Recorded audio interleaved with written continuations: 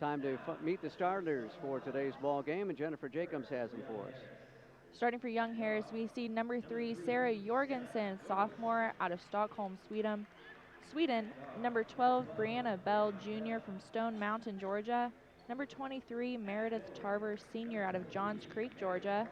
Number 32, Megan McQuaid, junior out of Hayesville, North Carolina. And number 42, Jenny Vernette, senior out of West Palm Beach, Florida. Starting for the Georgia College Bobcats, we see number 3, Larice Walker, senior from Franklin, Georgia. Number 15, Anna Anderson, sophomore from Sharpsburg, Georgia. Number 21, Aaliyah McGriff, junior from Swanee, Georgia. Number 32, Sydney Cleveland, sophomore out of Gainesville, Georgia. And number 43, Veronica O'Brien, senior from Clearwater, Florida. All right, thank you, Jennifer. So we do have 2 seniors in the starting lineup, but they are normal senior starters anyway for Georgia College. For the Young Harris Mountain Lions, they're coached by Matt Steersman in his 2nd season.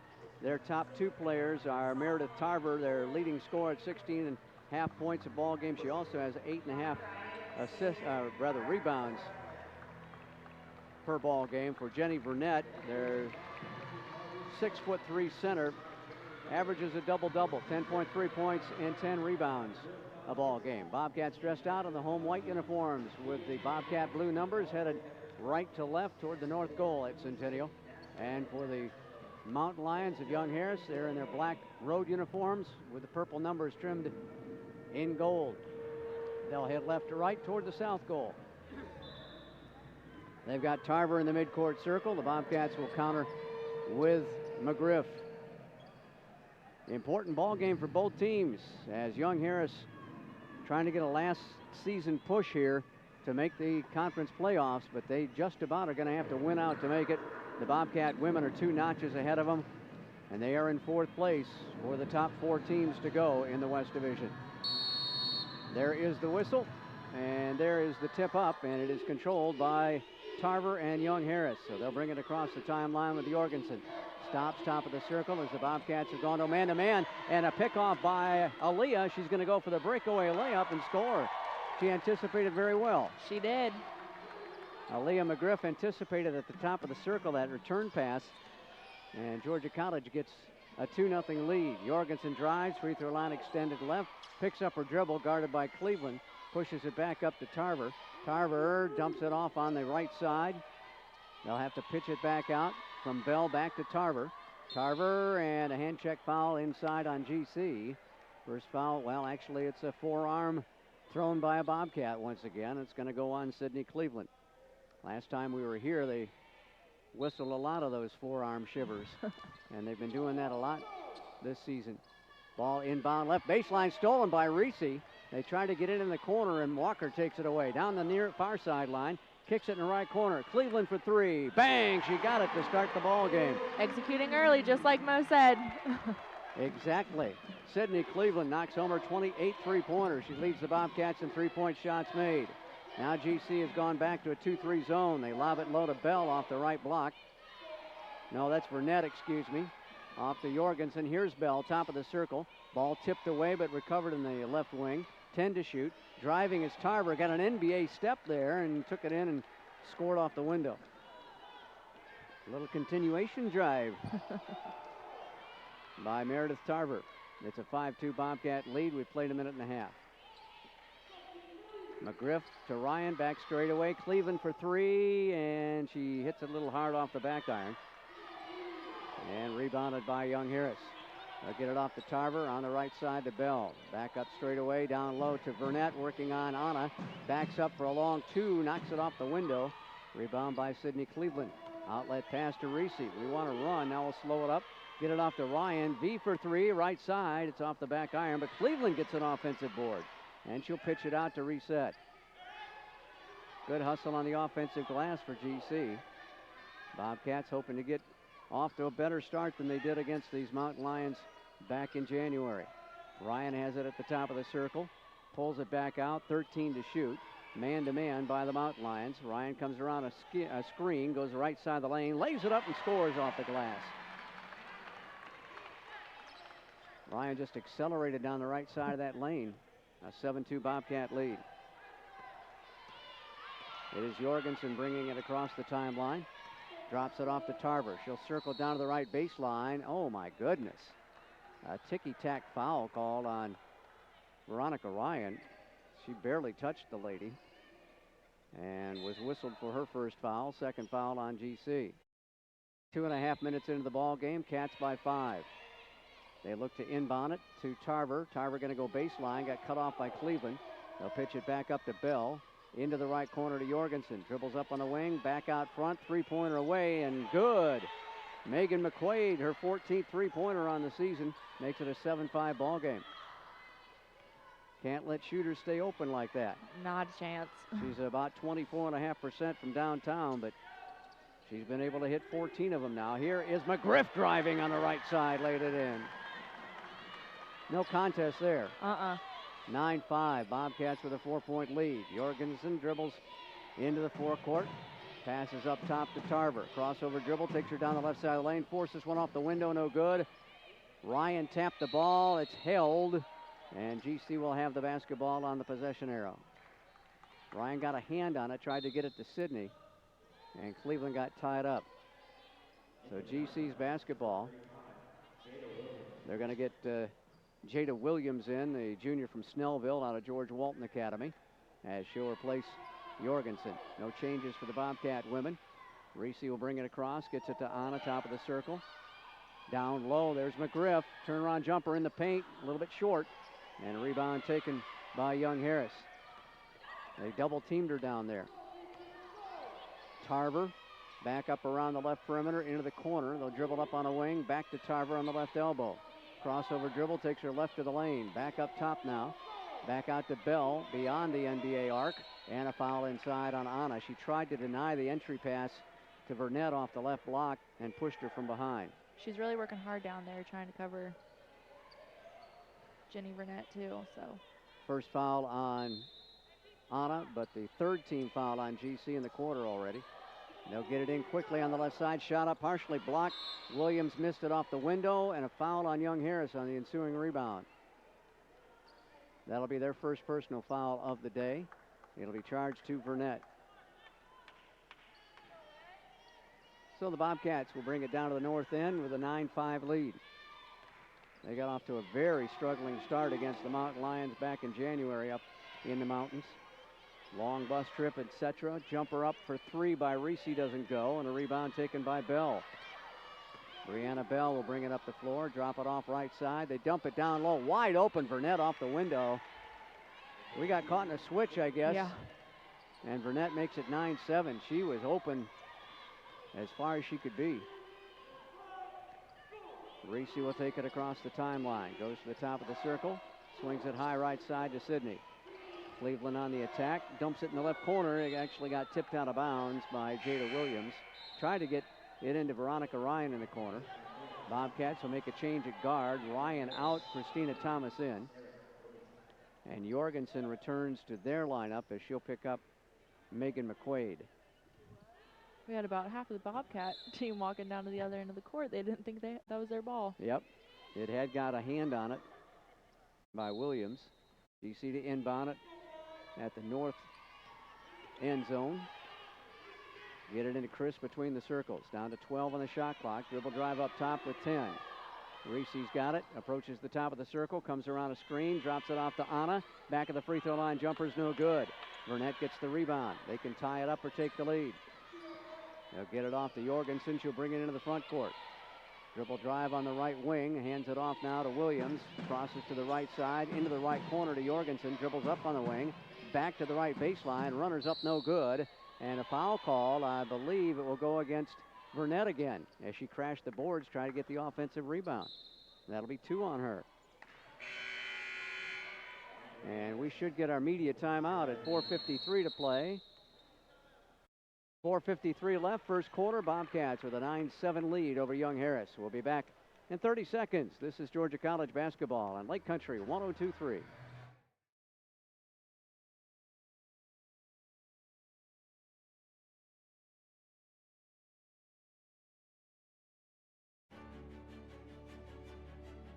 The PBC is commitment. The PBC is The PBC is competition. The PBC is character. We are the PBC. And 3 out of 7 from the floor. They are 1 for 1 from downtown. Bobcats have a 5-4 rebound edge. McGriff leads GC with 4 points. Their leader with 3, the made three-pointer, Megan McQuaid. Yeah, Leah McGriff had her 4 points pretty early. And then we saw Meredith Tarver. She's pretty much all over Aaliyah at this point, not letting her have the ball. Bobcats are going to have to set some screens to get Aaliyah open because you can only run around the paint so many times to get open. Yeah. And Tarver, as Coach said, Young Harris is a pretty good defensive squad as they give up an average of only 64 points a ball game. So we've got to play the best we can. Now we're going to get a three-quarter court trap, 1-2-2 trap. Reed is in. She's got it across the timeline, dribbled between 2 defenders and dropped it off for Christina Thomas. Right side now to Cleveland, goes to the baseline, puts it up too strong. And a rebound taken by Young Harris. Jorgensen will dribble up into the front court again. Dribble drive to Tarver. Back to Jorgensen, delivers it between the circles. Jorgensen dribbles to her right and then hands it off again in a dribble drive. Back left side to Jorgensen, back out to Tarver. Open 3, it's short. Rebound bounces out to Christina Thomas. The senior from Augusta will bring it in. Right side to Lindsay Reed, back up top to Chris. Chris on the dribble left side. Bounce pass right baseline. Aaliyah long 2, and the shot is too long, and a rebound by the Mountain Lions. So she tried to open things up a little bit by going baseline.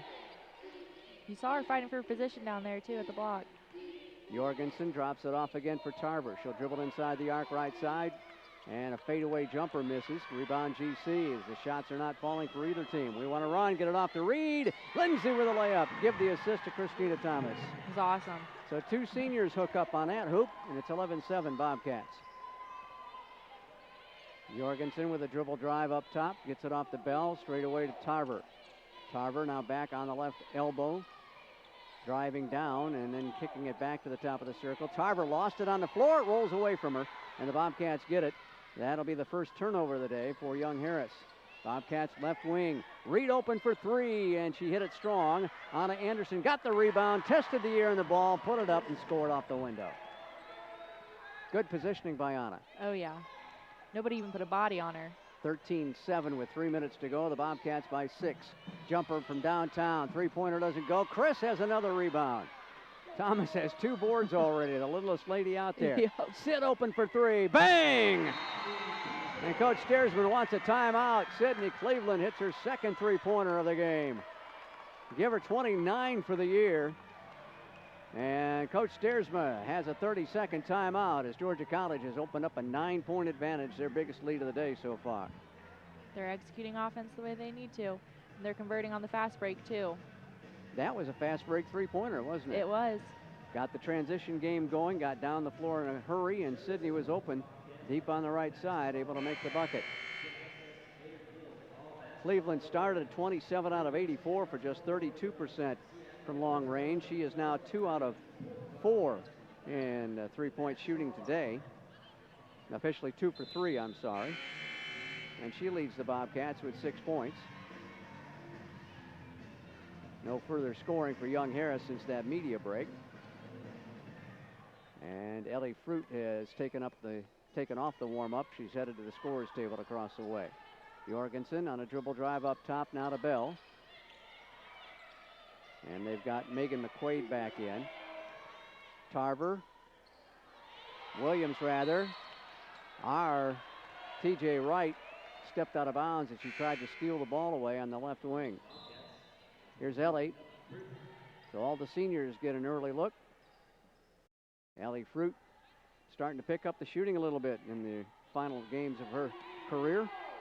She had 7 points on Wednesday against Montevallo. Had a couple of threes fall for her. At least one I know of. Right side 3 ball by McQuaid. A glass ball at the horn. GC gets the rebound. They got Tasia Wright coming off the bench again, giving us a little spark offensively. Here's Ellie. Dumps it down to McGriff. McGriff backs her way in. Oh, she threw an elbow as she tried to get the Mountain Lion off her back. Used the off left arm to elbow the chest of the Mountain Lion. They had briefly brought in Sarah Reed, then she sits down as Tarver returns. 16-7 still, Bobcats will lead. Down to 2 minutes to go, first quarter. Tarver drives, puts up a fadeaway runner again. It's no good. Right with a rebound for GC. Off to Chris. Chris, left corner. Ellie for three. It's up, and it's no good. Rimmed off, but Reed gathers in the miss as it got tipped into her hands by Wright. Bobcats reset in the midcourt. Chris on the attack, comes around a pick. Gets it off to Aaliyah, way outside. Driving on Burnett, going to go to the right block. Up, under, and in. Good job by Aaliyah McGriff. That'll give her 6 points. We're under a minute and a half to go. Cats now lead by 11. Burnett drops it off now to Jorgensen. Dribbles top of the circle, goes to the right elbow. Dumps it down low to Burnett. She fumbled it out of bounds. Good pressure from behind by TJ to make her fumble. It looked like Ellie Fruit came over from the other block, too, to kind of double team her right there. Need a little help side defense, huh?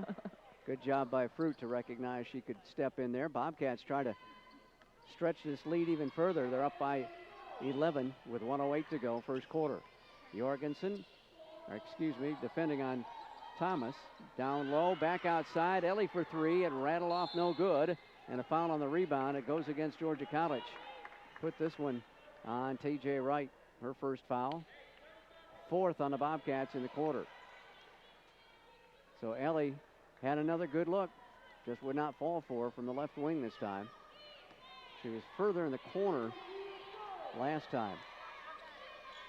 They'll work it around the left on the dribble drive. Tarver terminates his dribble. Gets it back up top to Bell. 17 to shoot. Bell high on the right side. Into the left corner they go on a crossover pass and a three ball down the well. Megan McQuaid drops it in. It's 18-10. 32 seconds to go in the first quarter. Double screen. We get it off to TJ. Drives, kicks it back to Ellie. Left corner three. Fruit missed that one. Reed keeps the ball alive, but taps it in the hands, but then we steal it away. Here's TJ off the window for two. That's sticking to it right there. Yeah.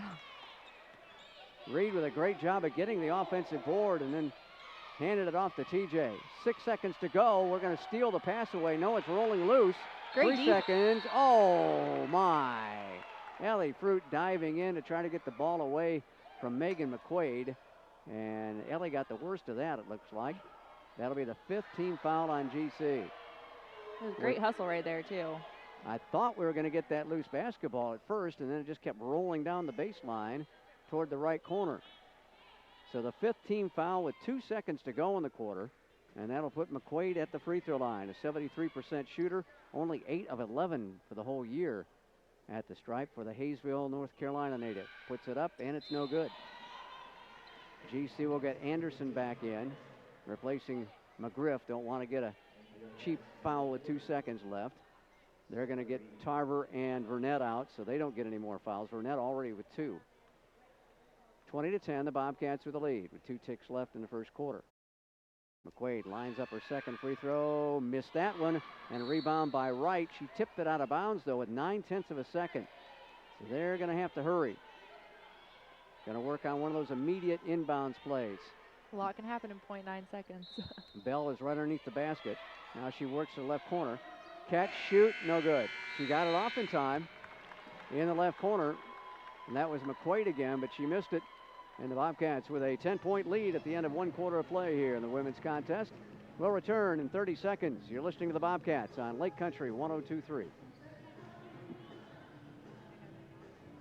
Wow.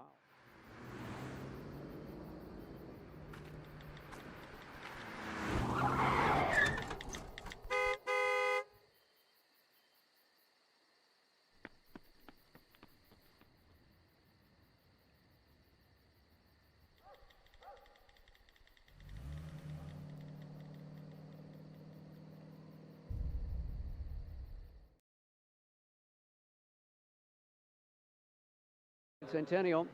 Bobcats had a 9-0 run in that quarter, Jennifer, and come up with a 10-point lead here, 20-10. They're going to have to keep taking the shots. They're going to have to keep falling. GC shooting 45% in the first quarter, 9 of 20, 2 of 9 from long range. Young Harris is at 31%. At 4 of 13, they were 2 of 5 from long range. Bobcats led by McGriff and Cleveland with 6 points apiece. Very different ways of getting those 6 points, with Sydney bombing a pair of threes and Aaliyah getting the job done inside. And for Young Harris, they have McQuaid with 6 points as she's hit 2 3-pointers. The Bobcats have 13 rebounds already. They're going to have to keep crashing the boards because that's where a lot of the points are going to be coming from. Bobcats have 8 second chance points with the 4 offensive rebounds. They've almost doubled them on the boards there. Just 1 turnover for Young Harris, 4 for GC though. Young Harris inbounds. We're underway in the second quarter. McQuaid catches, gets it off the bell, back to McQuaid on the right elbow, dribbles down to the right baseline, dump it in to Reed, now back up top. This is a fadeaway jumper, good by Young Harris's Jada Williams. Looks like she had about 4 Bobcats surrounding her when she took that shot too. Everybody collapsing on the ball at Parent. Just underway in the second quarter, 20-12. Bobcats lead is 8. Our biggest lead was 11 in that quarter. Jumper by Reed for 3, no good. Wright gets the rebound and the hoop and the harm. Got all 3, the trifecta for Miss Wright. It's a huge rebound there. That'll be charged to McQuaid, her first personal foul. And she will go out. Tarver steps back in. Remember, Burnett picked up 2 early fouls in the first quarter. And Burnett wound up playing only 7 minutes of the 10. TJ Wright will try to complete the 3-point play. It is away, it is good, and the Cats lead by 11 again. It is Fruit, Walker, Wright, Anderson on the floor, along now with Shea Tarver. Ball off the sneaker of Williams, but she tracks it down, gets it off to Tarver. Tarver pull-up jumper, right of the free throw line is good. Their best athlete has another bucket. It's 23-14. Bobcats by 9. Walker's going to bring it across the timeline. Reese back to Ellie straight away. Doesn't take the shot. Off to Tarver, back to Ellie. Ellie had a man on her face, drives, puts it up, missed it short, and it's out of bounds off Miss Fruit. GC will make a change. Sydney Cleveland comes in for Ellie Fruit. A rare drive by Ellie. She usually is a spot-up shooter from outside. That time she was able to take it to the rack and unfortunately wasn't able to connect. Tarver, right side to Jorgensen. Down low they go to Reed. Reed double teamed and a held ball call. Good job by Anna Anderson as she tied her up. And the arrow favors Georgia College. Having Jenny Burnett on the bench right now is really helping the Bobcats offensively Definitely. right now. She's the team leader in blocks with 23 blocks for Young Harris. Yeah, we can take it a little more inside against them without that presence there. Anna Anderson with a screen for Walker. Walker off the window, too strong. Wright gathers in the rebound, though, on the other side of the bucket. Off to Anderson, middle of the paint. Scoops it up off the window, again too strong. And this time Tarver will track it down at the top of the circle. Back off to Jorgensen. Jorgensen crosses over left-hand dribble off to Tarver. They go with their dribble drive again up top. We aren't switching this time like we did last time against them. In the left corner, now back up on the wing to Jorgensen, back in the left corner. Bell for 3, and she got it, and a foul. Could be a 4-point play here as Tarver knocked into her. Shea Tarver commits her first foul, first in the quarter on GC. As Tarver a little late to the party to try and force a bad shot by Bell. It's 23-17, and Bell will be at the free throw line to get one of those few 4-point plays. 86% free throw shooter, and she converts it. It's 23-18. Bobcats' lead has been cut in half now. Now we're facing 1-2-2 trap again. Tarver back off to Cleveland, back up front to Reese, back to the left baseline, back outside, free throw line extended right by Tarver. She makes up for it by knocking down the jumper. They executed the passes really well there, trying to break the press. A very good job, you're right, of rotating the basketball around and found the open lady. They go into the right corner, up on the wing on the dribble now is Jorgensen. She'll drive in and drop it up off the window. 25-20. We just let that one get in too easy. 2-3 zone still employed. Tarver deep on the left wing, back up top to Reese. Reese swings it right sideline to Cleveland, back between the circles to Walker with 14 to shoot. Walker tries to get around Jorgensen. Off to Cleveland now. Cleveland's going to launch a 3 with 8 on the shot clock, and it's no good.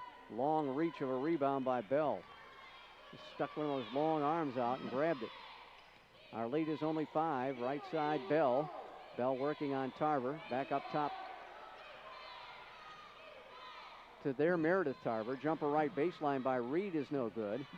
And Walker gets the rebound for GC. She'll bring it up, fire it ahead to Cleveland. Even with their bench. Cleveland back up top to Reese. Reese between the circles, 20 on the shot clock. Tried to dump it down and threw it away. Anna not in position to get that pass. Wright will step out, so will Tarver, as GC gets McGriff and Thomas back in. Jorgensen will bring it across the timeline. Switches left-hand dribble, stops at the free throw line, left. Passes back up top to Meredith Tarver. Tarver pitches it in the right corner, 3 ball away, short, off the rim, and an over-the-back foul called on Sarah Reed, sophomore from Trenton, out of Wallace State Community College. Tried to gather in a defensive board and crashed into a Bobcat. Her first foul, second team foul on Young Harris in the quarter. We're down to 6:14 before halftime. Into left corner we go, back up top. Thomas dribbles to the free throw line, drops it down to McGriff, and she fumbled it away. Back-to-back turnovers by the Bobcats on consecutive possessions. They have the right idea with where they want to go. They just need to slow down a little bit. 6 turnovers at least for Georgia College now. They get it off to Bell. Bell back on the right wing. It's Jorgensen. Free throw line extended right, no good. She loves that shot. And the Bobcats get the rebound by McGriff. High right side to Sidney. Down low to McGriff. Off the right block on Reed. Up short on the shot. And there Tarver gets the rebound. Young Harris will take it down to the south end again. Trailing by 5. Neither team has scored much lately. They pitch it in the left corner. 3-pointer up, and it's short. Miss by McQuaid. There's Aaliyah. There is Aaliyah wide open for the right-hand layup. Give Reese the assist. And Coach Steersman wants timeout. And this will take the place of our media timeout at 5:23 to go. 27-20, Georgia College with the lead. We'll be back in 30 seconds. You're listening to Georgia College basketball on Lake Country 102.3. Think of the NCAA as a spirit squad, cheering for student athletes at every big event and every small one.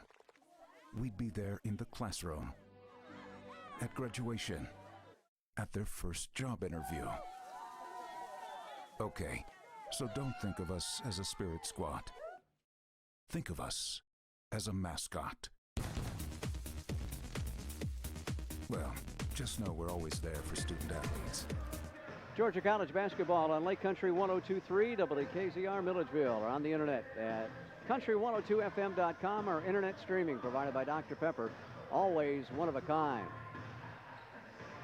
Jennifer, we went almost 2 minutes, or maybe a little bit more than 2 minutes without anybody scoring before we finally got that last basket. Yeah, it just looks like both teams really couldn't execute anything. Looks like they're running around on each half of the court, trying to figure out what to do. But that nice fast break pass from Larice Walker to Leah McGriff, I think that kind of sparked things a little bit for the Bobcats. So it'll be interesting to see what these last 5 minutes of the half or the quarter can bring to us. Aaliyah with 8 points to lead the Bobcats. Still with 6 points is McQuaid as their top offensive producer.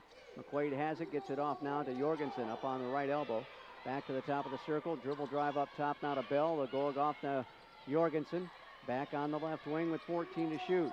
Here's Bell up top with McGriff on her. Dishes it off to Reed. Reed dribbles, passes up. Now in the left corner with 6 to shoot.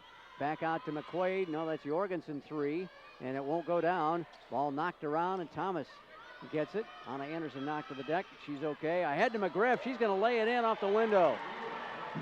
She was on the left side of the bucket, used the right hand, but fortunately she had enough athletic ability to knock it off the glass. Not sure she knew which way to turn there. Double figures again for Aaliyah McGriff. What's new there? For the 13th time this season, 24th time in her career, she's got 10 of our 29 points. Right side three doesn't go. Rebound taken by McGriff. Just her second rebound officially. We dribble on the left wing, back outside. Sydney for three. It's off the back iron. And a rebound taken by the Mountain Lions. They'll get it off to Jorgensen. And she'll go into the front court. Dribbles on the left elbow. Picks up her dribble and it's stolen away by Sydney Cleveland. Cleveland with the first steal of the day for GC. Make it the fifth steal, I'm sorry. Down low to Reese. Reese takes it in. A lot of contact, no foul. And the ball got tipped out of bounds off GC. Holy smoke. Looked like Reese got bashed around pretty good inside there. Brianna Davis will check in for the Bobcats. This is her 15th game appearance. She'll take the place of Christina Thomas. We saw a little bit of activity from Brianna Davis on Wednesday against Montevallo. She had 7 points. Transfer out of Rock Valley. Meredith Tarver checks back into their lineup. Off the bell now. Comes around a pick to the left elbow. Dribble drive off to Tarver. Tarver kicks it in the right corner. Drops into the middle of the paint. Shot up partially blocked by Reese. Out of bounds off Walker, and it'll be Young Harris's ball. Only 12 on the shot clock. I think Anna Anderson just got away with a little bit of a reach-in foul there. Veronica Ryan will come on to the floor, replacing Larice Walker. Mountain Lions inbound left to the basket. They get it into Tarver on the right wing. Jumper's no good at the free throw line, and a rebound taken by Cleveland. A little off balance jumper there that time by the very athletic Meredith Tarver. 3:20 to go. The Bobcats lead is 9, 29-20.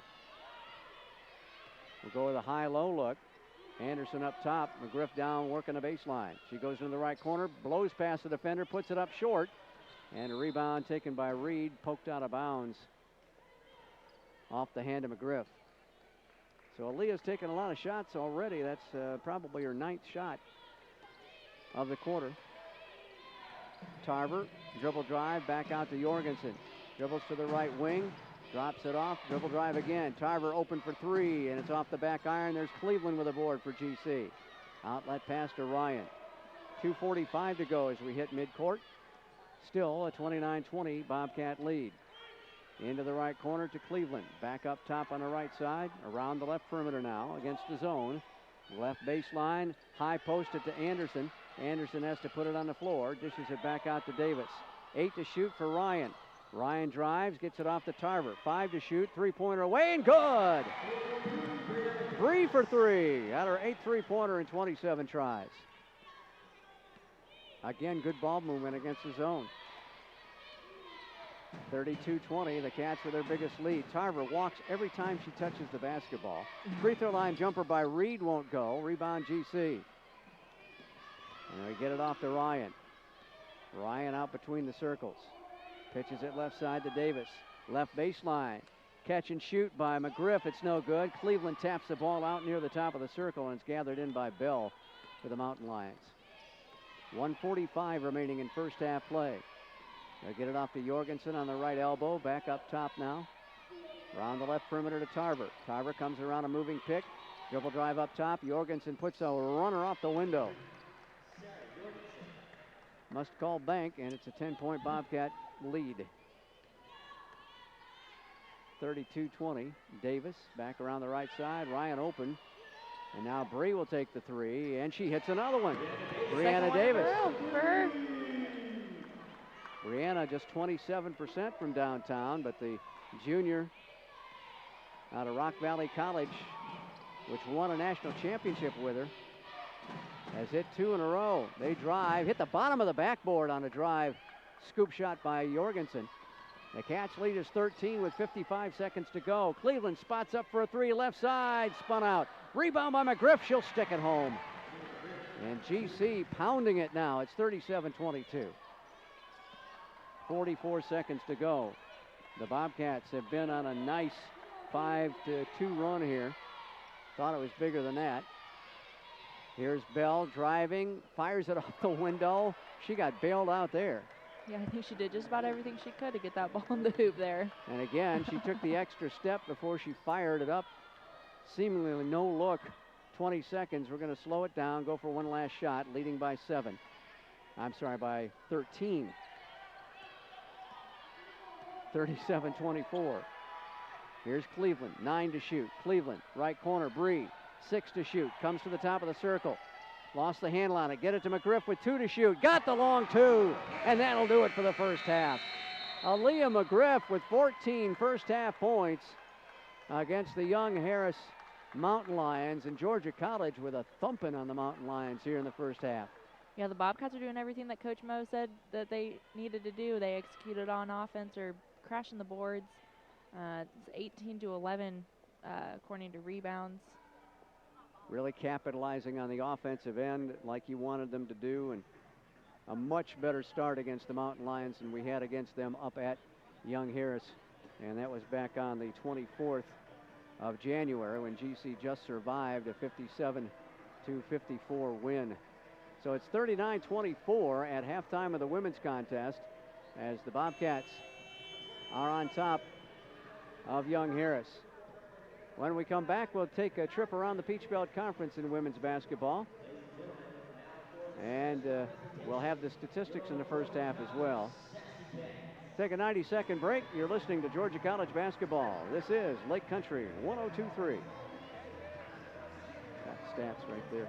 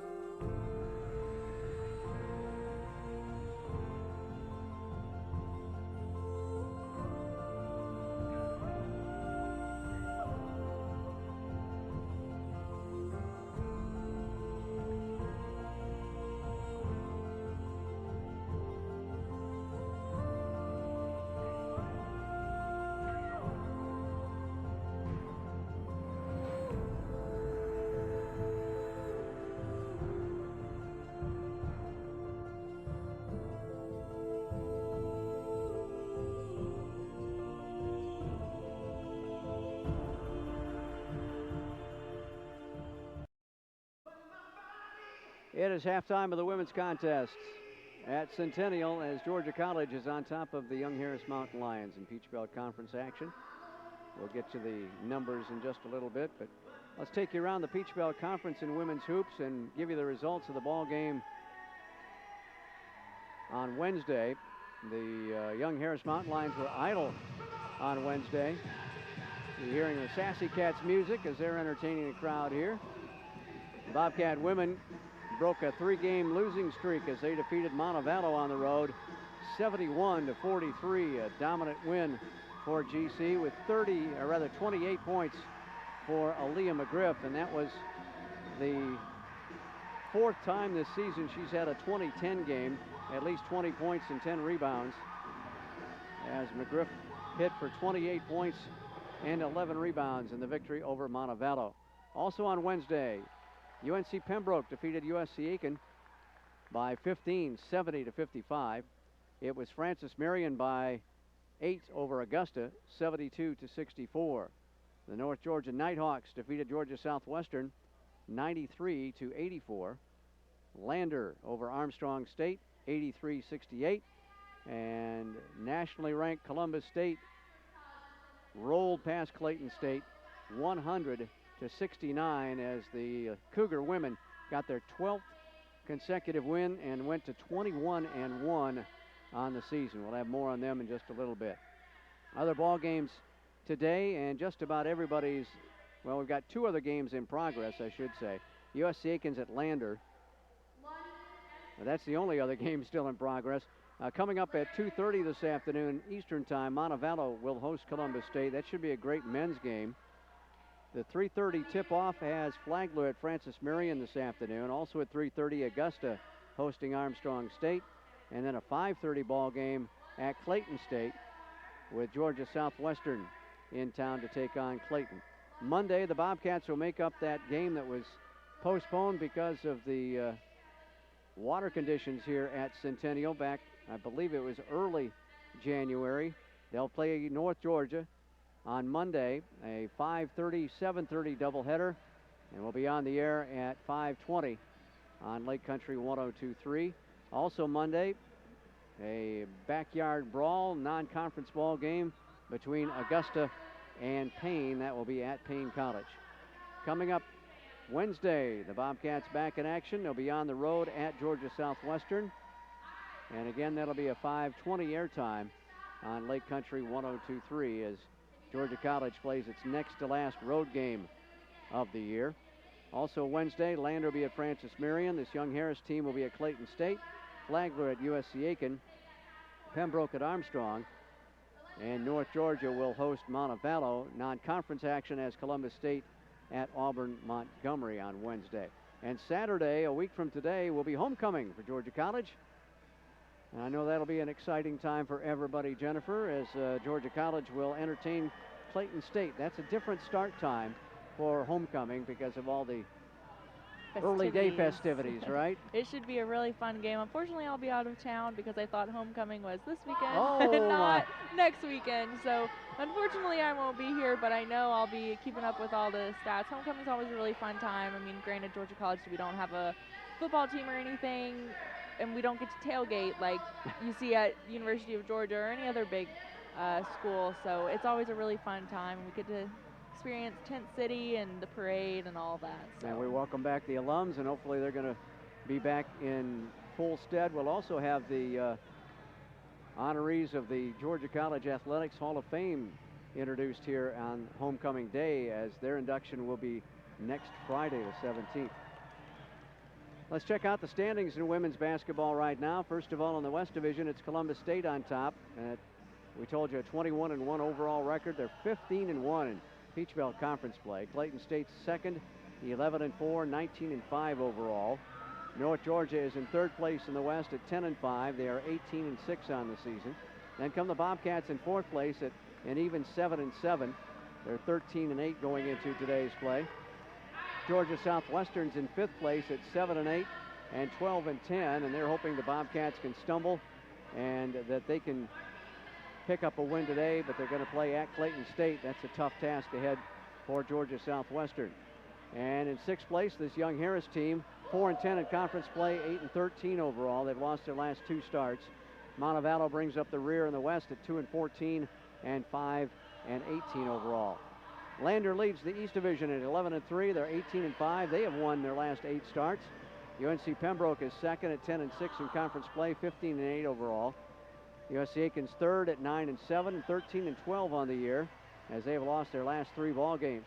Francis Marion's in fourth place in the East, 8-7 and 13-11.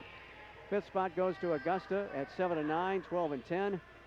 Armstrong State's in sixth place at 4-11 and 8-16. And Flagler's been basically eliminated. They're 1-14 in conference play and 3-19 overall, with 3 straight losses as well. So that's a check on the Peach Belt Conference in women's hoops. When we come back, we'll have the numbers of the first half. That's coming your way next after another 90-second timeout. Bobcats on top by 15 points, 39-24. 90-second break, Georgia College basketball, Lake Country 102.3.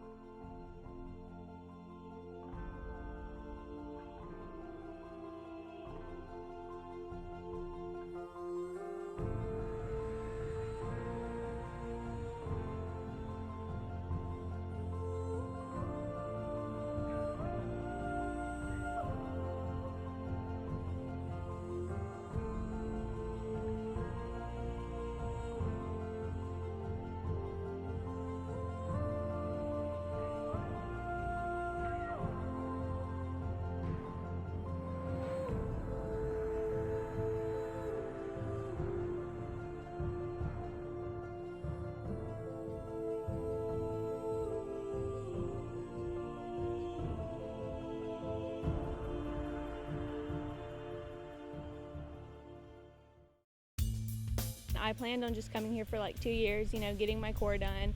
But once I got here, I really loved it. The atmosphere, the teachers, the classes are smaller, so you get to know your professors. I've just made so many friends here. Oh, I absolutely love it here. It feels really like home. I love how friendly everybody is. I love the sense of community that you build when you get to know everybody. It's really easy and really exciting when you find your niche. You can definitely do that here. You can find your place.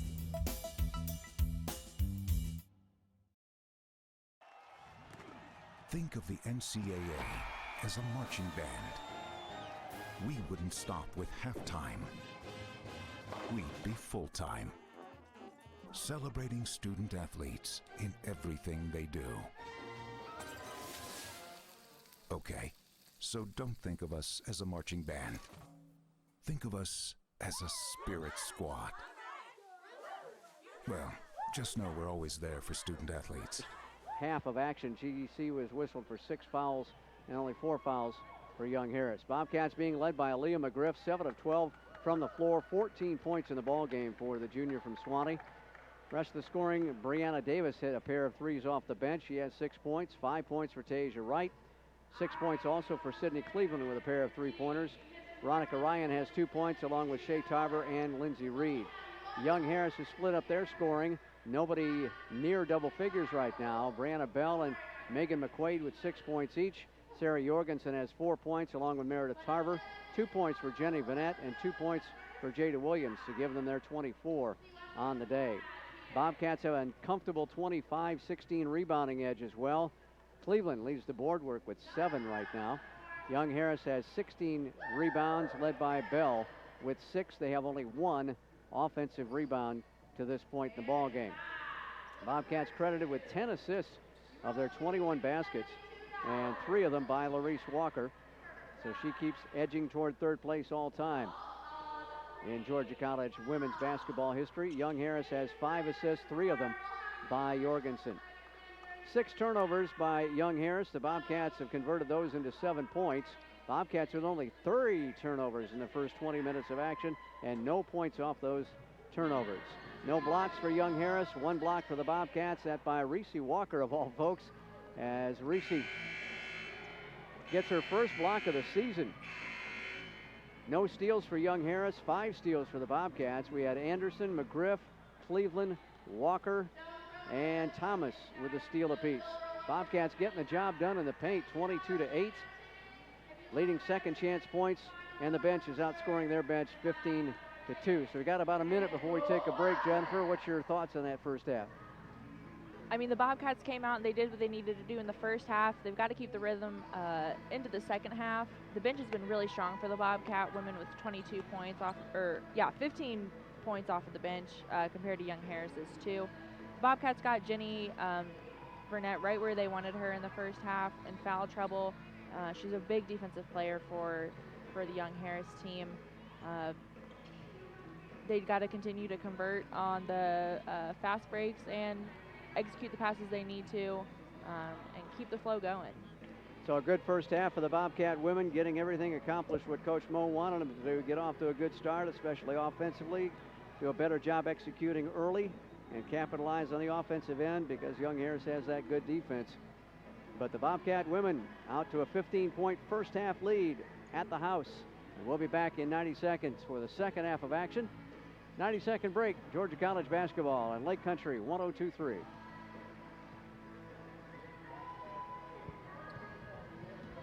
We often get the question, where does the money go?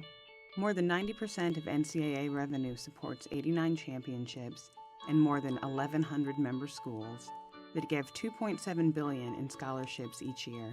Look around you. There are more than 450,000 student athletes competing every year, succeeding on the field, in the classroom, and in life. Bottom line, we put our money where our mission is. Founded in 1889,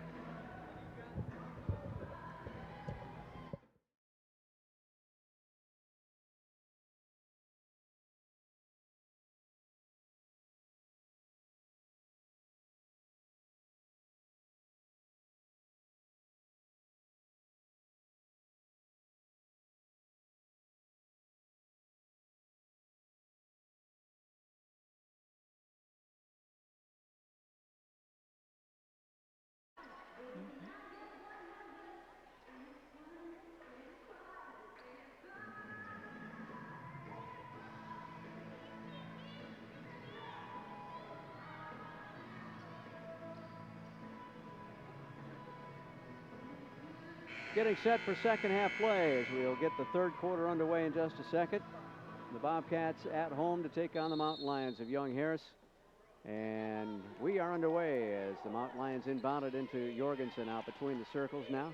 Delivers it to Bell in the right corner. They dump it down low to Burnett. Burnett off the window too strong. McGriff had the ball and then knocked out of her hands. So the Mountain Lions maintain possession. Bring it back on the dribble drive to Bell. Left of the lane jumper is no good. We box out. Can't get the ball though, as Burnett got her second offensive rebound. Off to Tarver, and a foul called on GC. That'll be a hold on Reese Walker. Walker gets her first foul of the ball game. Again, very few fouls in the first half for either team. They inbound it right to the basket, get it in on the left baseline. Tarver, jumper up short. Rebound by Reese. She floated one up there and missed it by inches.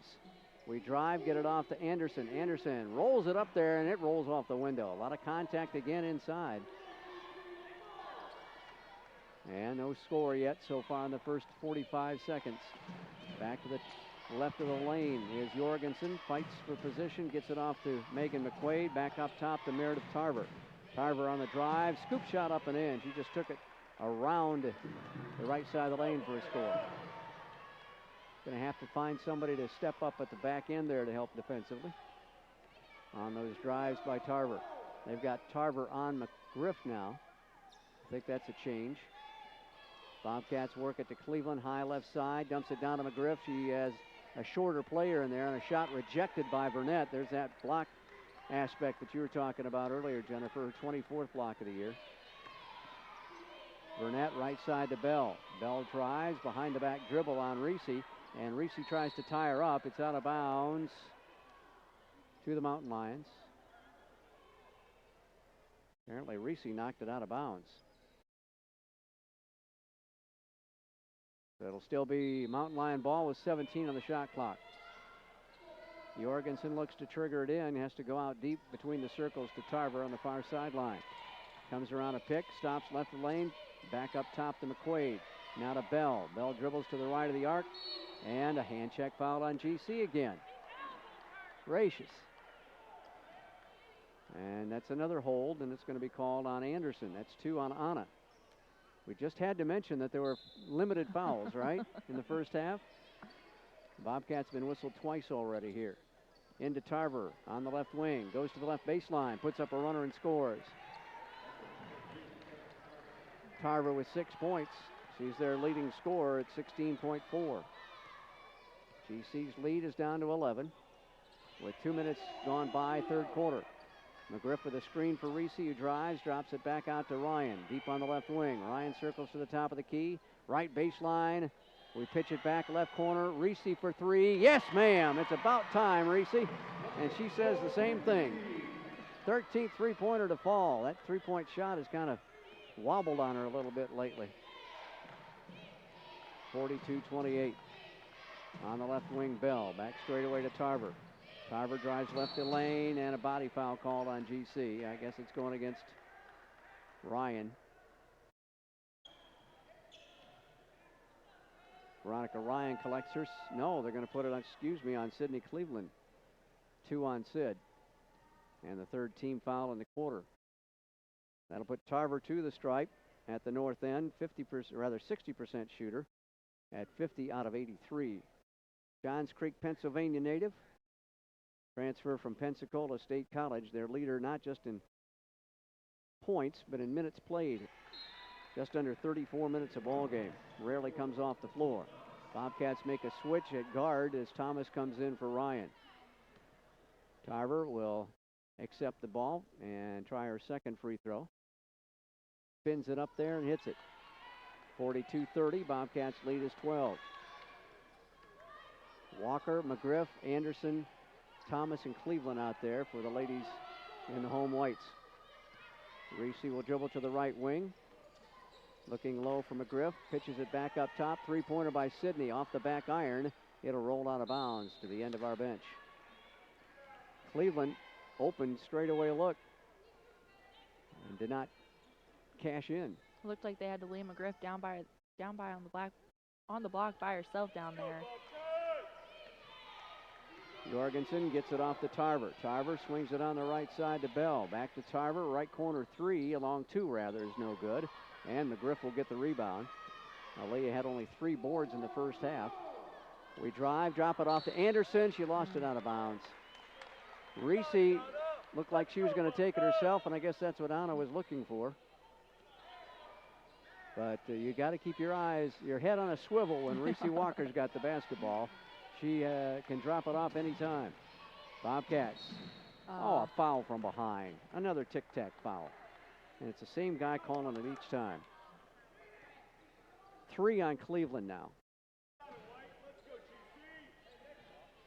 Jorgensen, the inbound at left of the baseline at the north end. Looks to trigger it, gets it to Bell. Bell circles to the free throw line, drops it off in the right corner, underneath the basket, and Aaliyah McGriff knocks the pass out of bounds.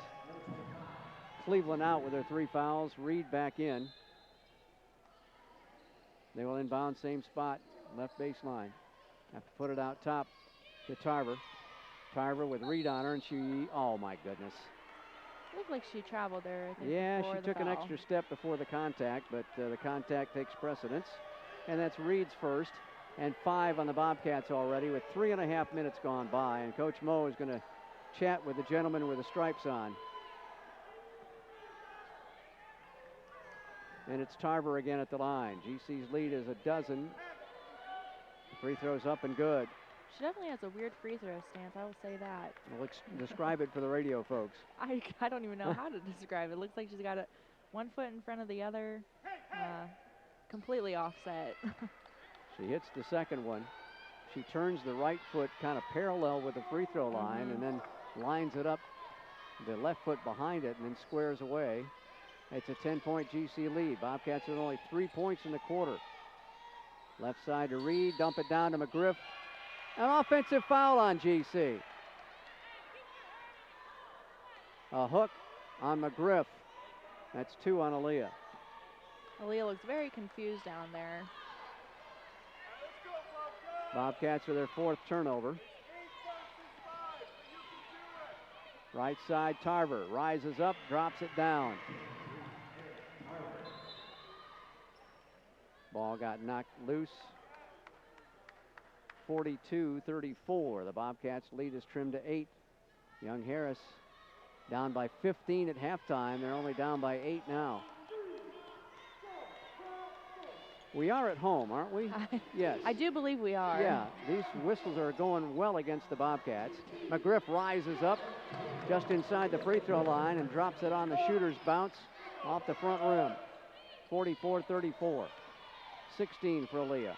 Jorgensen hands it off to Tarver. Traveling. Thank you. Finally get that travel call. Looks like she's been walks doing that all every day. time she touches the basketball, and finally she gets whistled for it.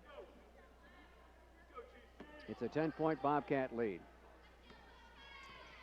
Well, it's sort of like the old Jordan rule. I guess the best players, you kind of overlook some things, but that time it was pretty darn obvious. Yeah. McGriff at the top of the circle. Going to drive right of the lane and kicks it back out to Reed.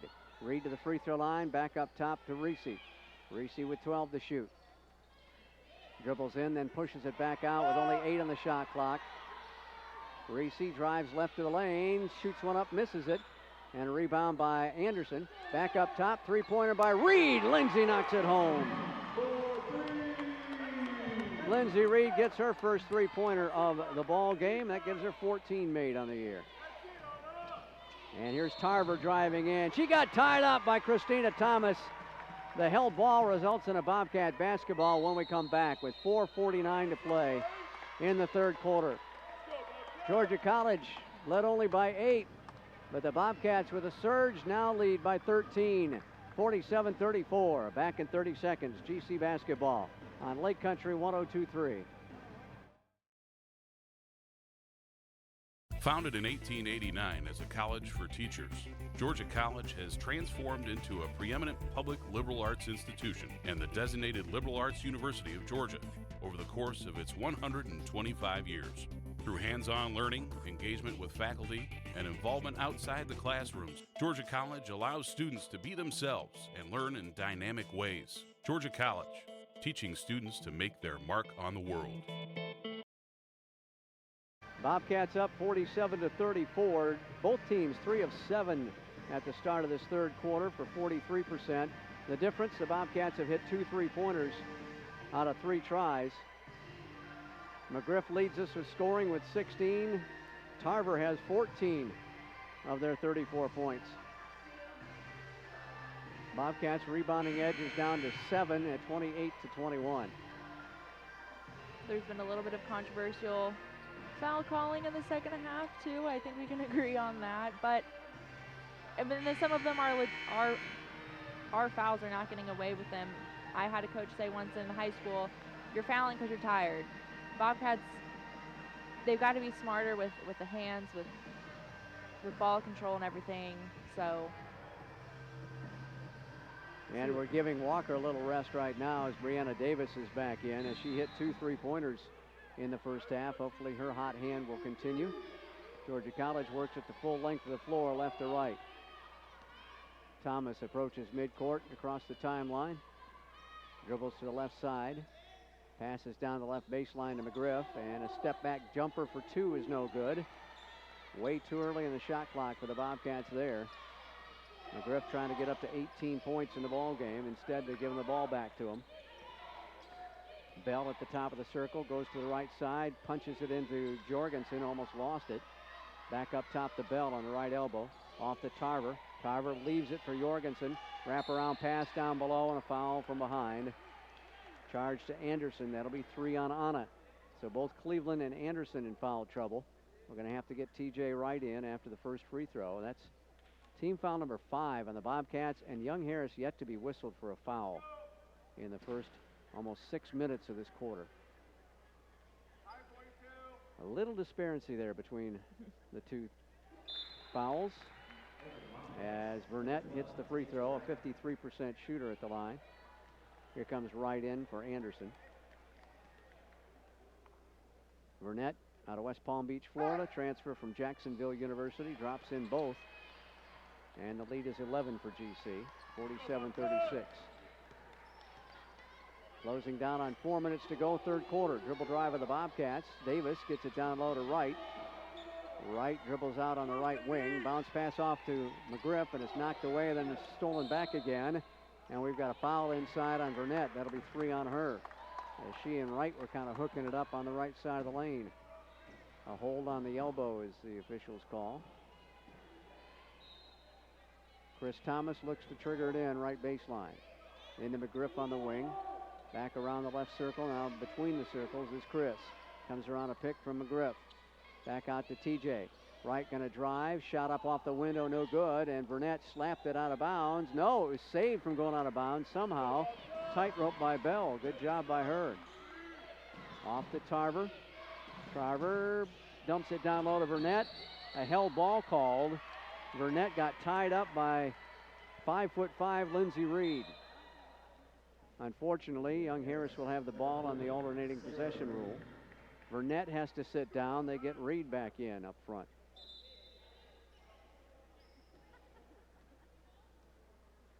Check on the shot clock. It reset after the jump ball. It is supposed to reset, isn't it? No, apparently not.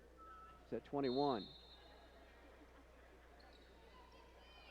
Jorgensen has to push it out deep to Tarver. Picked up by Reed, scoops it. Oh, reach-in foul. Holy smoke. Put that one on McGriff, and that'll put 3 on the Bobcats' leading scorer. The board had it as 2, is that correct?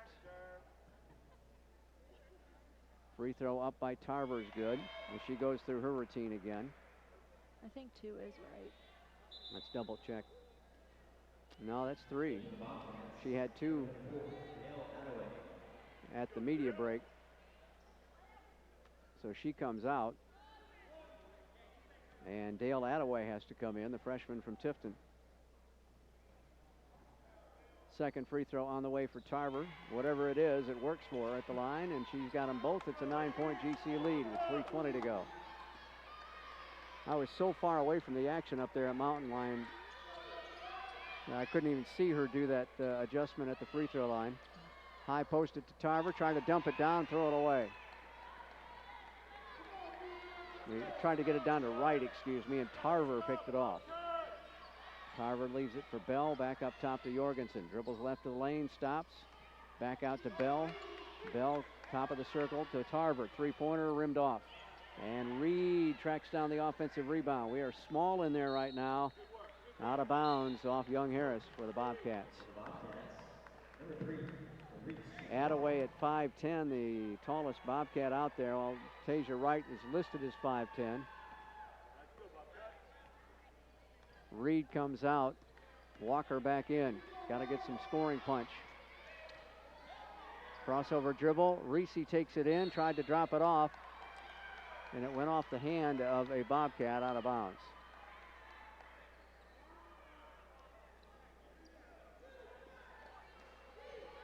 (47-38).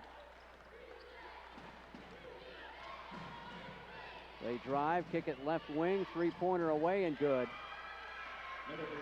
Megan McQuaid with a bucket, and it's a 6-point Bobcat lead. GC has not been able to score here in this quarter.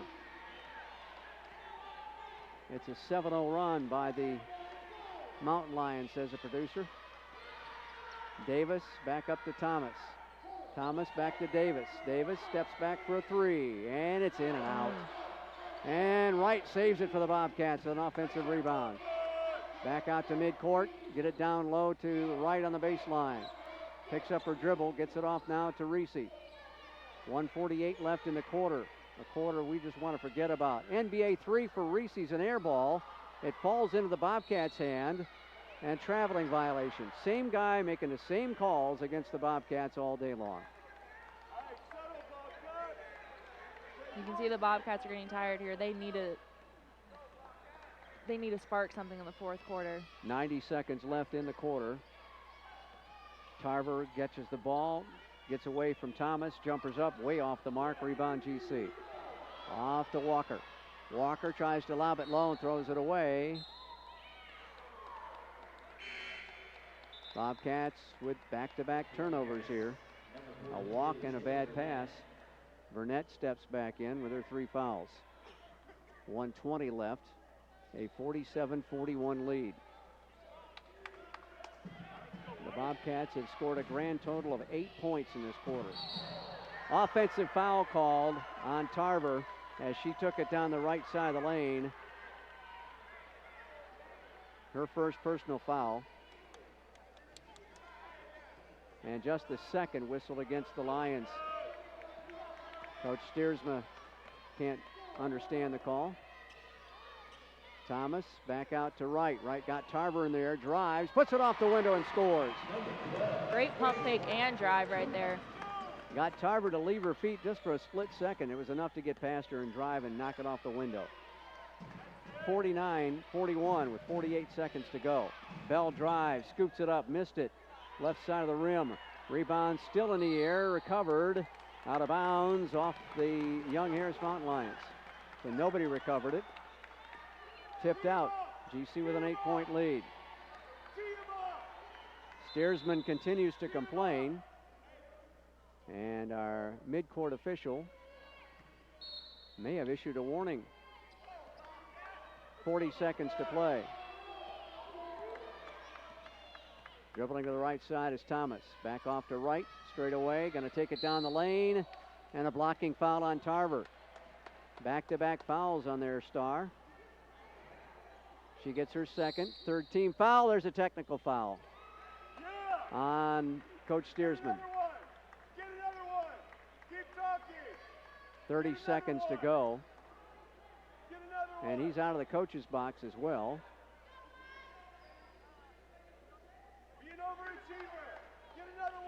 Bobcats will have Brianna Davis at the free throw line. She's only been there 6 times this season, has hit 4 of them.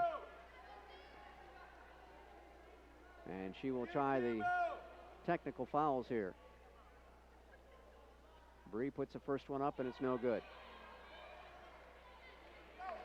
Off the back iron. Davis, the junior from Rockford, Illinois, out of Auburn High School there, and she misses the second free throw. Not only did she win a national championship over there at Rock Valley, but she was also an All-American, which I think is really cool. But she missed a couple of big free throws She right did. there, and the Bobcats could have stretched out their lead to double figures. It's an 8-point lead, 49-41. We have the ball. We do have to get a shot off before the end of the half.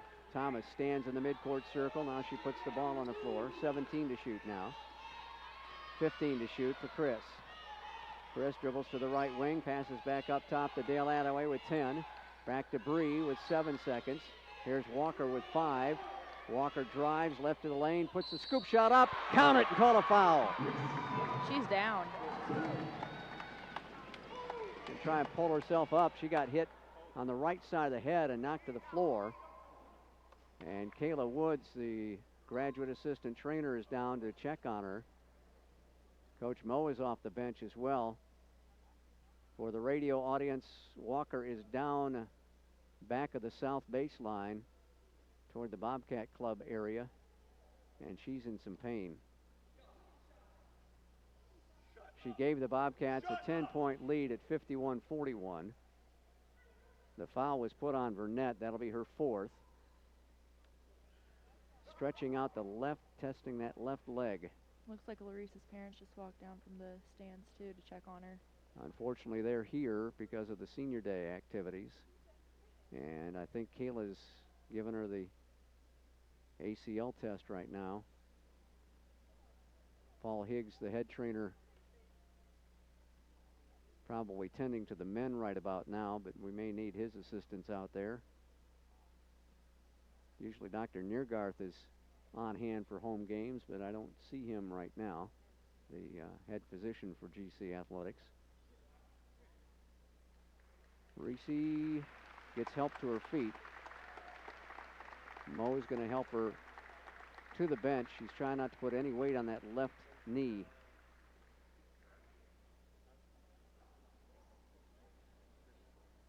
So she'll be helped to the end of the bench at the south end of the floor.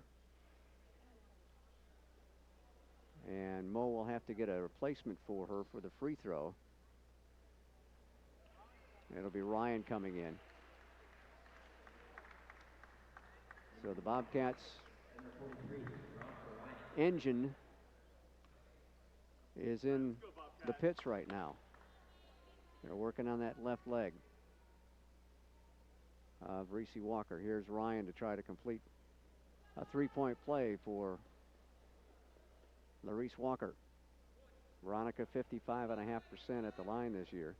GC by 10, trying to stretch it out to 11. She got it. 52-41, 0.8 of a second left. And they'll inbound it, dribble, and that'll do it for the quarter. 52-41, sluggish quarter for the Bobcat women. We'll be back right after a 30-second timeout. Georgia College basketball on Lake Country 102.3.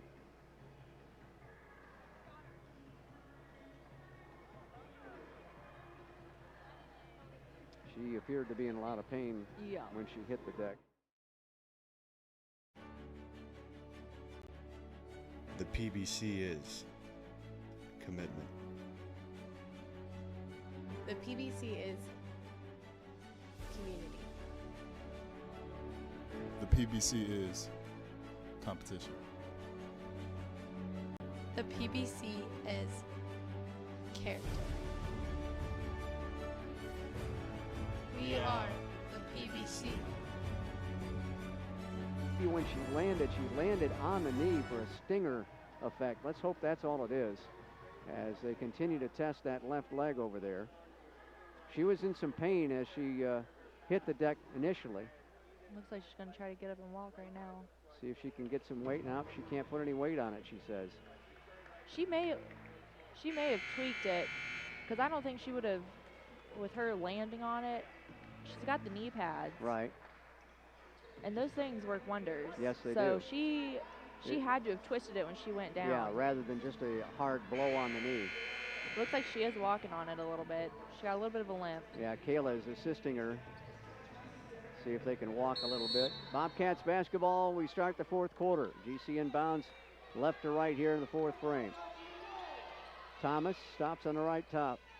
Back around the middle of the floor, right side to Davis. Davis for three, and she hits the rim and misses it. Tarver gets the rebound for Young Harris. GC by 11. Tarver brings it down. She lost the handle on the ball, fell to the floor. Thomas has a 3-on-1 off to Davis. Davis off the window for two more. She's got 8 points. Good break down the floor by the Bobcats. Bobcats by 13 now. Their biggest lead was 15 toward the end of the second quarter. Holding it is Jorgensen at the free throw line. Gets it back out to Tarver on a double high screen. Tarver with an elbow knocking Thomas to the deck. No whistle. She misses the shot. Rebound GC. Into the right corner for Sid. Three-pointer rimmed off. Anderson with a rebound. Pitches it back out to Davis. We'll reset now. Thomas between the circles to slow it down. Christina will be handling the basketball for the most part with Walker out. Down low off the left block. Back to the free throw line. Anderson jumper short. Tarver boxes out, gets the rebound for Young Harris. Very flat shot by Anna Anderson right there, too, from the free throw line. That's one of her patented shots. She loves that free throw line area. Into the right corner, Bell. Back up top to Tarver. Tarver picked up by Thomas. Shovels it back. Now off to Jorgensen. Back out to Tarver. Three-pointer away. No good. Flat shot there. Thomas has a 1-on-2. Pushes it out on the right wing. Back down to Aaliyah McGriff. Underneath the basket to Anna. She's short on the shot. And Megan McQuaid gets the long rebound. Anderson rushed that shot. And Coach Steersman calls a timeout. He'll have 2 remaining. With 8:05 to go, we'll step away as Georgia College leads 54-41. We'll be back in 30 seconds. This is Georgia College basketball on Lake Country 102.3.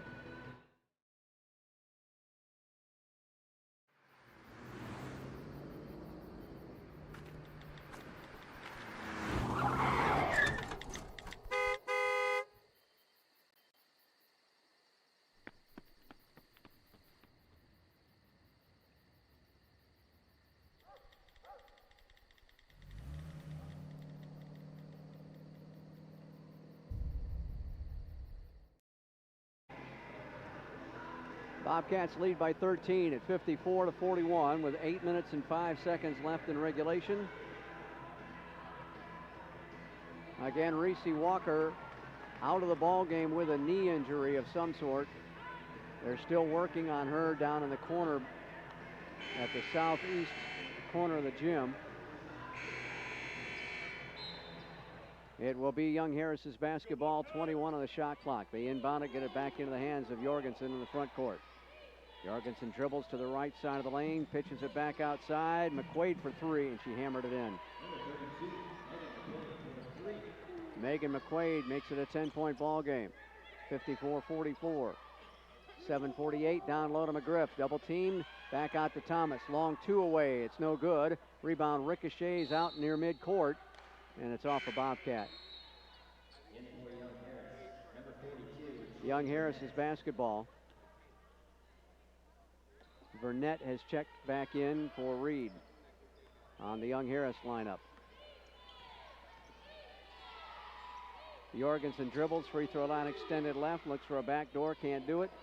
They'll drop it off to Williams, down below to Burnett, and 1. And Anna Anderson was beaten on the play and then reached back and fouled her 4th foul. First in the quarter on GC. Wright will check in as it's an 8-point Bobcat lead. Burnett trying to trim it down to 7. Team high 13 rebounds against the Bobcats back in January up there at Young Harris. Had 11 points to go with it, plus a couple of blocks. Burnett at 53% at the line, puts it up and in. And the lead down to 7. Christina Thomas brings it up into the front court. Swings it high right side. McGriff drives, throws it away. Tried to get it to Cleveland on the left baseline and just threw it right into the hands of a Mountain Lion. Not a good pass. Tarver into the left corner. Back to Tarver on the left wing. They try to get it down to Burnett. Burnett double team, pitches it back in the corner. Driving is Williams. Their runners up, no good. Burnett got the rebound offensively, goes underneath the basket. Back outside now to Jorgensen. She missed it. They got another offensive rebound. They'll kick it out to Tarver. 6:49 to go in the ball game. We've given them 2 offensive rebounds, and then a travel by Jada Williams. Couple of great plays by the Mountain Lions to keep possession of the basketball, and then a silly walk. Looked like Burnett was the only girl down there at crashing the boards, and we had 4 Bobcats. McGriff playing a little tenuous with her 3 fouls. They get it off to Aaliyah. Aaliyah drives right of the lane, back out to Cleveland. Cleveland crosses over, goes to the top of the circle to TJ. Back out to Brianna. Brianna will reset with 11 on the shot clock. Davis comes around a screen. Nice ball fake. Rolls it up and scores. Oh, that was pretty. That took the defender off her hip on the ball fake, and she was able to nail it off the window. 9-point GC lead, 6:09 to go. Left corner, back up on the left circle to Burnett to Tarver. Tarver again with an extenuated leap, and she missed the shot. Rebound by McGriff. We want to run it down the floor. Off to Davis. Cross-court pass, right corner. Cleveland for 3. No good. And a rebound on the weak side by Jada Williams. Sydney's shot has disappeared here in the second half. 5:40 to go. Bobcats lead 56-47. Top of the circle, Jorgensen drives on the left elbow. Picks up her dribble, needs some help. Should be a 5 count, almost got it. Back out to Tarver. Tarver, right of the lane. Kicks it off to McQuaid. Back up top to Jorgensen. Left corner to Williams. 3 to shoot. Back up top. 1 second to shoot. Shot is up, no good. Burnett almost got the rebound, but taken away by Thomas. Ahead to McGriff. McGriff, no look pass to Cleveland. Sydney lays it in. And Mo calls his next to last timeout. Check it, he'll have 2 timeouts remaining. Ran the floor perfectly. This will become a full timeout. 5:09 to go in the ball game. Georgia College 58, Young Harris 47. We'll step away for 30 seconds. Bobcat basketball on Lake Country 102.3. Think of the NCAA as a spirit squad, cheering for student athletes at every big event and every small one. We'd be there in the classroom, at graduation, at their first job interview. Okay, so don't think of us as a spirit squad. Think of us as a mascot. Well, just know we're always there for student athletes. Georgia College basketball, Lake Country 102.3, WKZR Milledgeville, or on the internet, country102fm.com. Our internet streaming provided by Dr. Pepper, always one of a kind. 58-47, the Bobcats with a lead. GC shooting only 35% here in the second half, 41% for the game. Young Harris at 31.5% in the second half, just under 33% for the game. And the good news is Reese Walker is back on the sideline. After checking out that left knee, she will be on the bench for now. Got some tape around that lower part of the left knee, it looks, or maybe it's all over the knee area. Looks like a very fancy knee brace. That could be a brace instead of tape. It probably is. Looks like a big compression brace. Bobcats on the defense. Jorgensen drops it off to Tarver. Tarver back to Jorgensen straight away.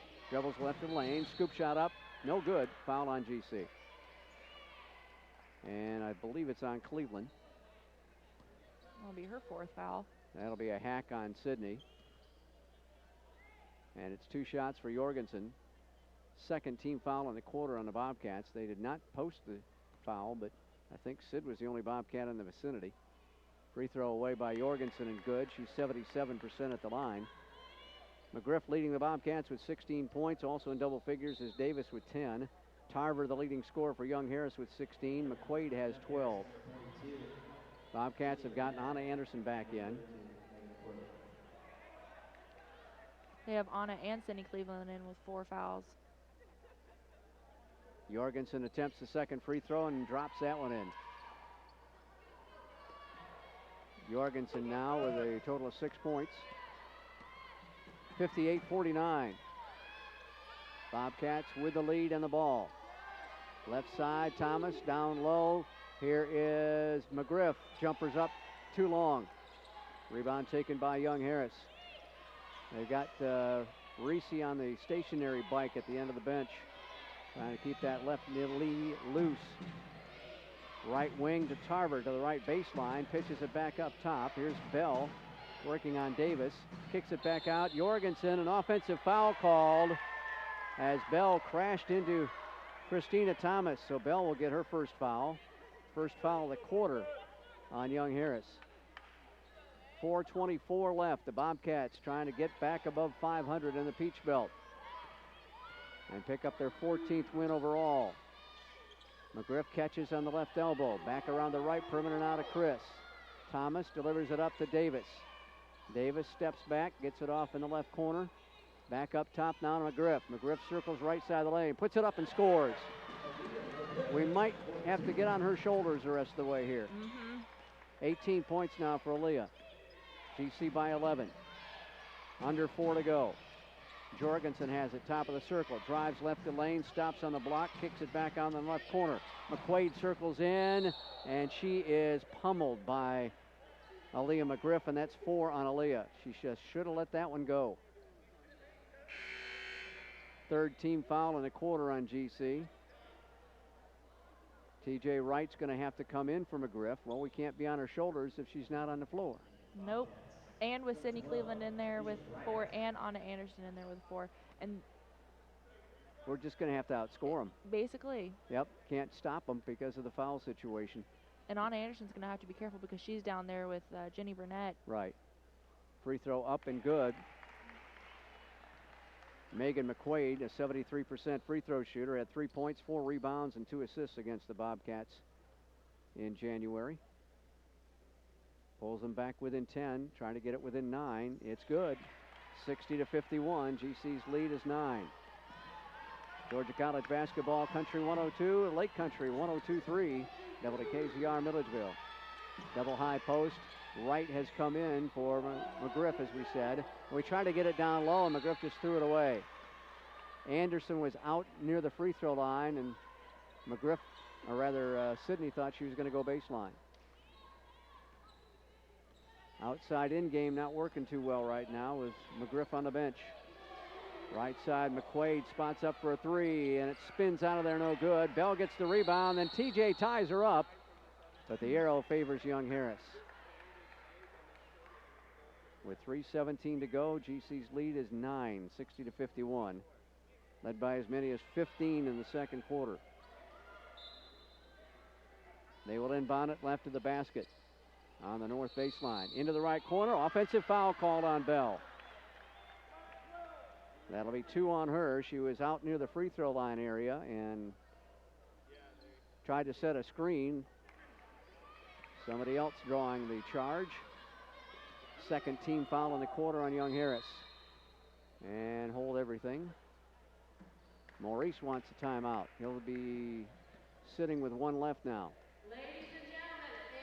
3:09 to go. Bobcats lead by 9. Will stay here. It's just a 30-second timeout. It's a 60-51 lead for Georgia College with 3:09 to go. Young Harris trying to end a 2-game losing streak and staying in this ball game on the road. Bobcats beat them by just 3 points up there. Veronica Ryan hit a pair of free throws with 18 seconds left to seal the win. Mountain Lions had a pair of free throws with 5.6, but the Bobcats held on for the victory. GC down to 36% in the half. Young Harris at 30% in the second half. Neither team shooting very well. We inbound it, far sideline. Chris Thomas stands with the ball on the right hip. 15 to shoot now. Down to 13 as she puts it, double trap. Off to Davis, back to Thomas. 8 to shoot, right corner. Sydney, 3 ball away. Good! Finally, something from Three-pointer by Sydney, her third of the day in 10 tries. And the Cats lead by 12. A big bucket there. 2.5 minutes to go. Tarver accelerates left of the lane. Back up to the top of the circle. Back to Tarver. She'll launch a three to tie. It's no good. Fight for the rebound. Wright got pushed from behind by Burnett, and she will foul out of the ball game. So Burnett leaves with her 5th foul at 2:27 to play. Remember, the Bobcats are stuck with 3 players with 4 fouls apiece, including Cleveland and Anderson out on the floor right now. 2:22 left. GC works it into the front court. Right side now, backdoor pass to Davis. Davis up under and too strong, went all the way across the basket. Wright crashed the boards but tipped it out of bounds. Well, she was anticipating some contact and it never came. Yeah. And so she flung it up there and missed it badly. 2:11 left. GC by 12. Jorgensen back out to Tarver. Tarver goes to the free throw line. Dishes in the left corner to Jorgensen. Dribbles up on the wing, passes back up top to Tarver. Tarver goes to the free throw line. Terminates the dribble. Right side pass to McQuaid. Back down low to Tarver. Tarver up and short. Rebound by Anderson for the Bobcats with 1:48 to go. Chris will bring it up. Slow it down. We're going to eat some clock here. Leading by 12. Anderson back around the circle right side to right. Back to the top of the circle left to Cleveland. Now to Davis with 10 to shoot. Davis accelerates. Step back 2 is good. Brianna Davis having a day. 12 points, a new career high for Davis. She had 8 points earlier in a ball game this season. GC by 14. Megan McQuaid bombs a 3, and it's no good, and it rolls out of bounds into the end of their bench. With 1:10 to go, Georgia College has a 14-point lead. Ryan, Fruit, and Reed will come out. The 3 seniors enter the contest. Cleveland, Anderson, and Davis depart. Reese Walker will not come back in this one, I don't think. They put her back up on the stationary bike. And she's trying to work off that still limp on the left leg. Thomas pressured in the backcourt, gets it off to Ryan. 1:05 to go. Down the court pass we go. It's tipped out of bounds and lost by the Bobcats. Fruit hurried her pass down to Wright.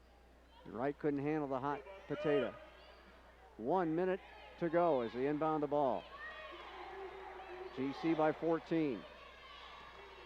Jorgensen stops at the top of the circle, gets it off to Bell. Bell trying to get around Reed, and Reed is going to be charged with a blocking foul. Tried to draw a charge, just was moving too much with the offensive player. Second foul of the game on Lindsay. And it's 2 shots for Bell, who was in the act of shooting. 5 points, 2 rebounds, 6 assists against the Bobcats in their first matchup, and she misses the first free throw. Now the other 3 will check back in. It's Davis, Cleveland, and Anderson in.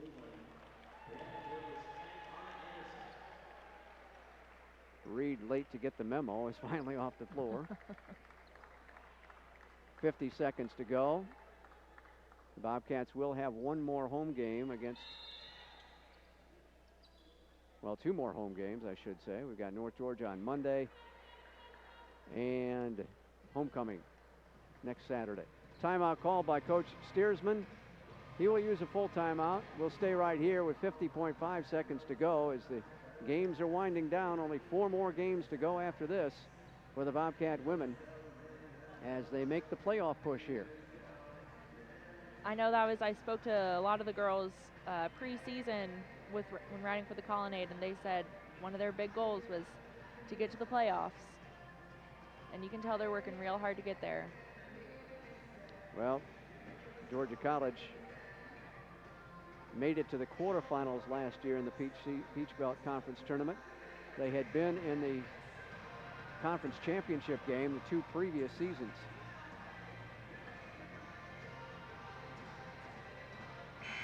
After posting a lot of upsets. 50.5 seconds left. Each coach has a timeout remaining. It's a 13-point Bobcat lead after the free throw made by the Mountain Lions. Shea Tarver is checked in. She will inbound it to Cleveland. Cleveland gets it back to Shea. Shea lobs it ahead to Davis, and she'll bring it into the front court. 43 seconds, 22 on the shot clock. Back to Shea in the midcourt area. Off to Davis as they play catch out front near midcourt. 12 seconds to shoot now. Davis, wraparound pass. Ball got kicked and no whistle. Hello? It went off a foot. It's out of bounds to the Bobcats. 6 on the shot clock.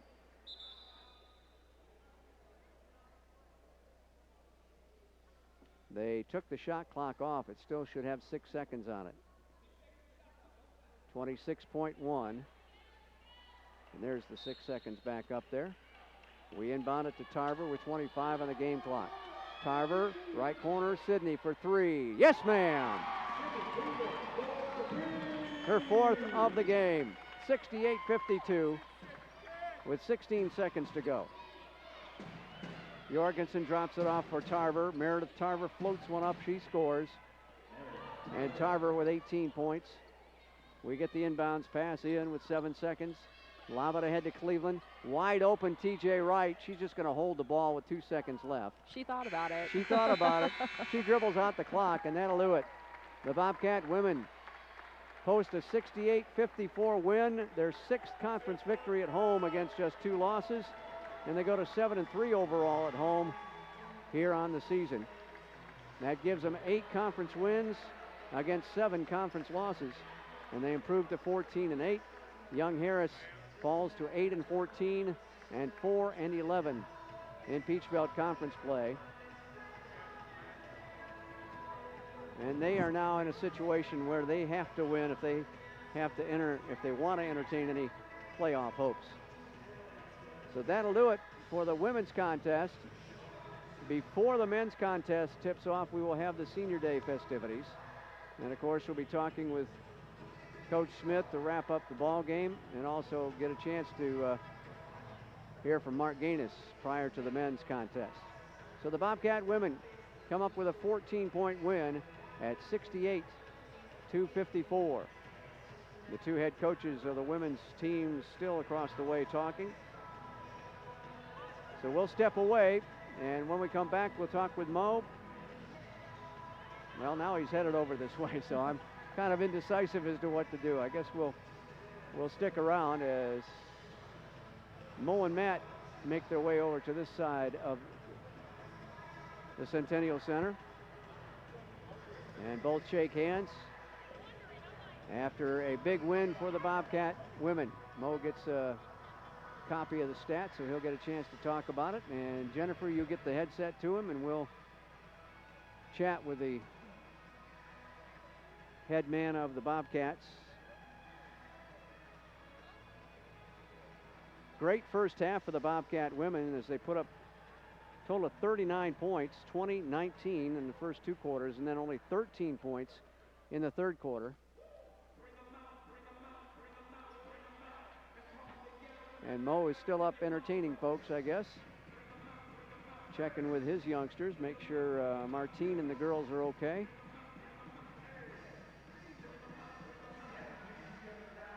And we'll get a chance now to chat with Mo Reese. A big first half, a big 4th quarter, not so good 3rd quarter. We didn't play our full 40 minutes like you wanted to, Coach, but I think the start of the ball game was much better this time than the last time against them. It was, and you know, in the bad 3rd quarter got a lot to do with young Harris. You know, I just think this is a feisty team. Matt Steersman does a great job, and I tell you what he's able to do with the type of players he have, and with the injuries and the short bench he has. Man, it's a testament of who he is as a coach, I think. And it was a feisty group. We had to survive at the end a little bit. Definitely, you know? We had to survive at the end a little bit. They were able to fight back a little bit, right. and I know you took a long time talking with Coach Steersman about the fact that it was a good ball game against It was, and I just wanted to really talk to him and let him know the heck of a job he's doing. I mean, I told him, he's really good friends with Toby and myself, and you know, we always talk about coaches in the league and how they kind of represent the things we represent, and we just feel like I told him we kind of cut from the same cloth, you know. I really appreciate him. His girls fight. They're tough, well coached. So I just wanted him to know that. Yeah. Well, the Bobcats surviving one here, and pretty good shooting in the first half. Not as good in the second half at 41%. No. But that had something to do again with the defense by young Harris. Yeah, and I thought he made the adjustment of making sure he gets in the lane versus us. But you can tell he was telling his guard to get to the basket. I thought first half they weren't as aggressive, and it was easy to switch and keep him out the lane. But it was hard keeping him out the lane, and maybe I should have went zone, but I just really wanted to get stops and man. And I guess the pride of me didn't let me go zone. But, eventually we got some stops when we needed them, got some rebounds when we needed them, hit some big shots when we needed them too. And they went zone in the first half against us, and we were able to shoot over the zone. Got a few big baskets from long range. Yeah, we did. I thought, Bree came in there and hit some shots. Right. Sid hit a couple shots, and that forced them to probably get out of their zone. I think their game plan was to kind of play a zone as much as they can, especially with their bigs in foul trouble. Right. But anytime you hit shots versus that zone, it's really hard to stick with it. I'm the same way. You know, if the team gets to knocking it down from the three, man, you better luck in our man. Let's just go back with our man. Well, our bigs were a little foul trouble as well. Yeah. We had 4 players with 4 fouls on them, and we didn't get McGriff back on the floor for the final couple of minutes. Aaliyah did a tremendous job of looking for her teammates today. Probably the best I've seen her do all year. Don't know how many assists she had. I think it was 2, but she did a great job. I think she got a lot of hockey assists today. You know, she got those hockey assists where she gave the pass that led to the assist. Right. And she did a great job because they were double teaming her in the post. Yes. And so, the assist on the stat sheet doesn't show how well of a job she did. But what happened was, it took a little bit of her aggressiveness away. I thought she was a little bit more passive in the second half because she was 2 feet in front of the basket looking to kick out. No, go up and score. So, but that's the type of kid she is, the girl she is. She's an unselfish player. And, I was just proud of our team. 16 assists. We had 10 in the first half. Had some opportunities to capitalize and shoot better in the second half, but we didn't. But I was proud of our team. We fought it out. We fought this one out. You did a good job on the boards also, Mo. You held them just 7 offensive rebounds, wound up out-rebounding them by 7 at 42-35. So against a team that has a potential to really climb the boards and get some rebounds, we held our own there. We saw it second half because I think they only had 1 offensive rebound in the first half. So offensive rebound and got them back in the game too. And so the 6 offensive rebounds were huge. I mean, Burnett, she woke up second half and she was a load, So it's just tough, it's been tough all year as far as getting our team, to play for those 40 minutes. But, we were closer today. I mean, you take away the third quarter, 30 minutes. Well, the last couple minutes of the third quarter, we bounced back. Yeah, we last couple some minutes. Points. That's right. That's right. That's a good job there. So 32 minutes. So maybe 32 minutes. That's right. Yeah, That's we need to find some more. Some more stretches there. So that's right. A big win. We don't know how Georgia Southwestern has done today, but they're fighting it out with us for 4th place. Yeah. I mean, we got another home game Monday, and it's huge for us. We got to take care of business at home. When it's all said and done, we got to take care of business at home versus got a very good North Georgia team that's coming in, and it was a tough game up there and came down to the wire. Right. Thought we played well, but North Georgia just made some shots. I thought their zone bothered us with their length and everything. The 1-3-1, they extended it, so I'm looking for them to kind of do the same thing since they had success with it. We should expect a good one. It always is versus North Georgia. Well, it's a good one today, Coach. Congratulations. Hey, thank you, Scott.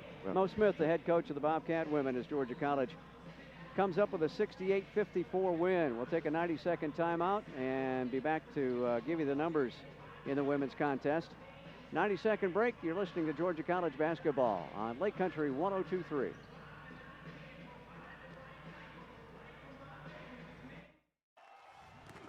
Think of the NCAA as a marching band. We wouldn't stop with halftime. We'd be full-time, celebrating student athletes in everything they do. Okay, So don't think of us as a marching band. Think of us as a spirit squad. Well, just know we're always there for student athletes.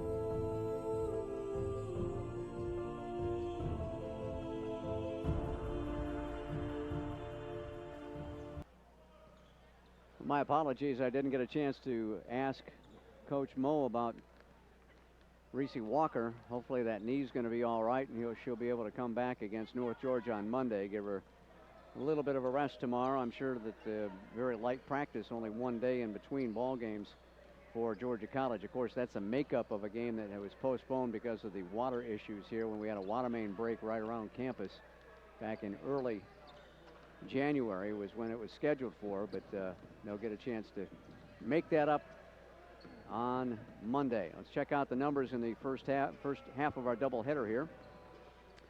As we said, the Bobcats shot only 41% in the second half, and for the ball game, 43%, 29 out of 67.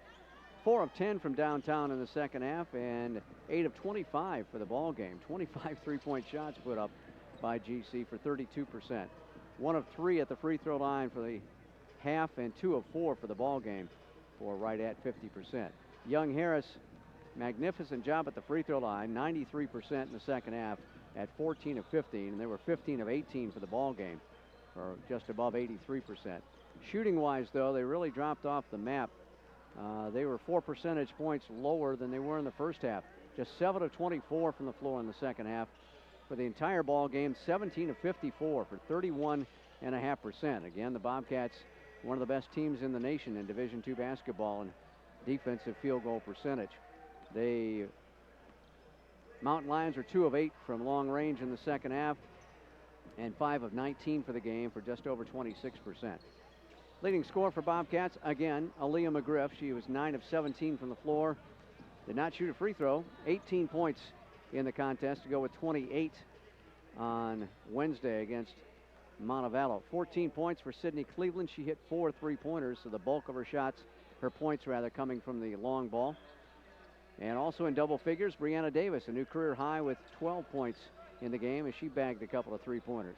7 points for Tasia Wright, 2 for Anna Anderson, 5 for Larice Walker, 3 for Veronica Ryan, 5 also for Lindsay Reed, and 2 for Shea Tarver.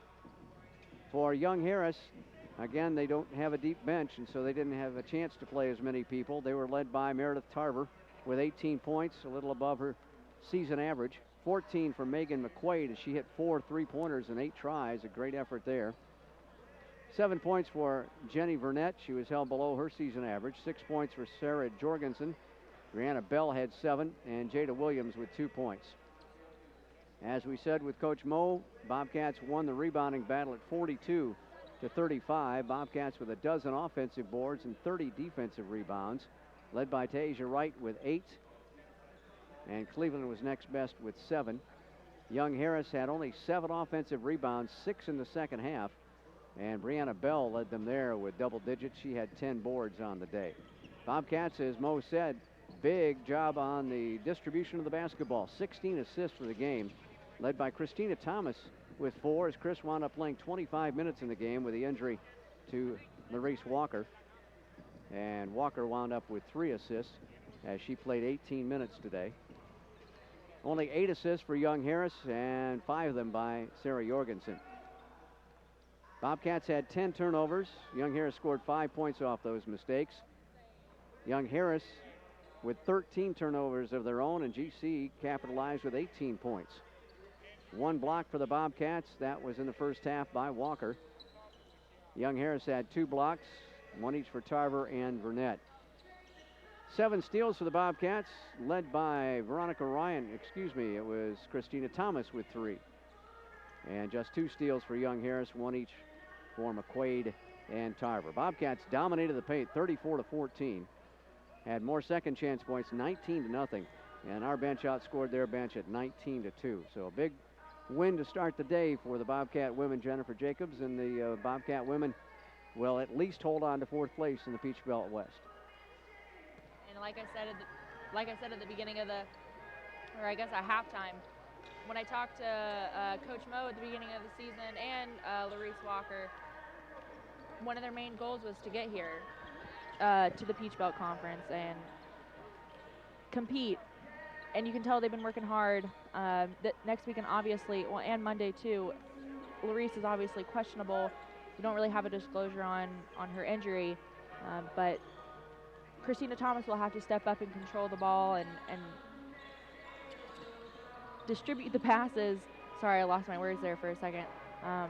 But if Larice Walker can come back from her injury, it'll be interesting to see how the Bobcats can compete on Monday and Sunday as well. Well, the good thing also is no travel here for a couple of days, so she doesn't have to get on a bus and let that knee stiffen up on her. Exactly. So hopefully she'll be able to respond and get back to us on Monday when the Bobcats take on North Georgia.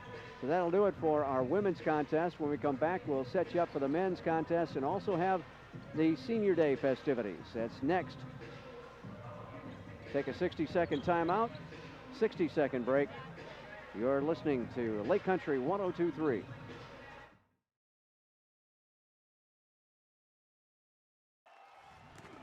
Think of the NCAA as a marching band. We wouldn't stop with halftime. We'd be full-time, celebrating student athletes in everything they do. Okay, so don't think of us as a marching band. Think of us as a spirit squad. Well, just know we're always there for student athletes. We often get the question, where does the money go? More than 90% of NCAA revenue supports 89 championships and more than 1,100 member schools that give $2.7 billion in scholarships each year. Look around you. There are more than 450,000 student athletes competing every year, succeeding on the field, in the classroom, and in life. Bottom line, we put our money where our mission is. We're back inside the Centennial Center, everyone, as Georgia College gets set to take on the Mountain Lions of Young Harris College in men's Peach Belt Conference basketball. Again, alongside the producer and Jennifer Jacobs, I'm Scott McLeod. Josh Horton taking care of business for us back at the studios of Lake Country 102.3. And thanks to all the folks on the stream of the YouTube broadcast here today. We've got 2 teams locked up in a tie for 5th place in the West Division going at it today. Both teams are 7-7 in the conference, and they are tied with each other for 5th place. If the playoffs started today, they'd both be out of luck. Only the top 4 teams. So whoever wins will take a step toward 4th place with a victory here this afternoon. Bobcats at 13-10, and Young Harris is at 13-10. The Mountain Lions have been kind of snake bit here, or buzzard's luck. They've lost 4 games in a row, and the last 2 have been in overtime as they fell to Montevallo 89-83 on Monday. They did not play this past Wednesday. Mountain Lions got a 3-quarter court shot to tie the game at the end of regulation, but lost in overtime.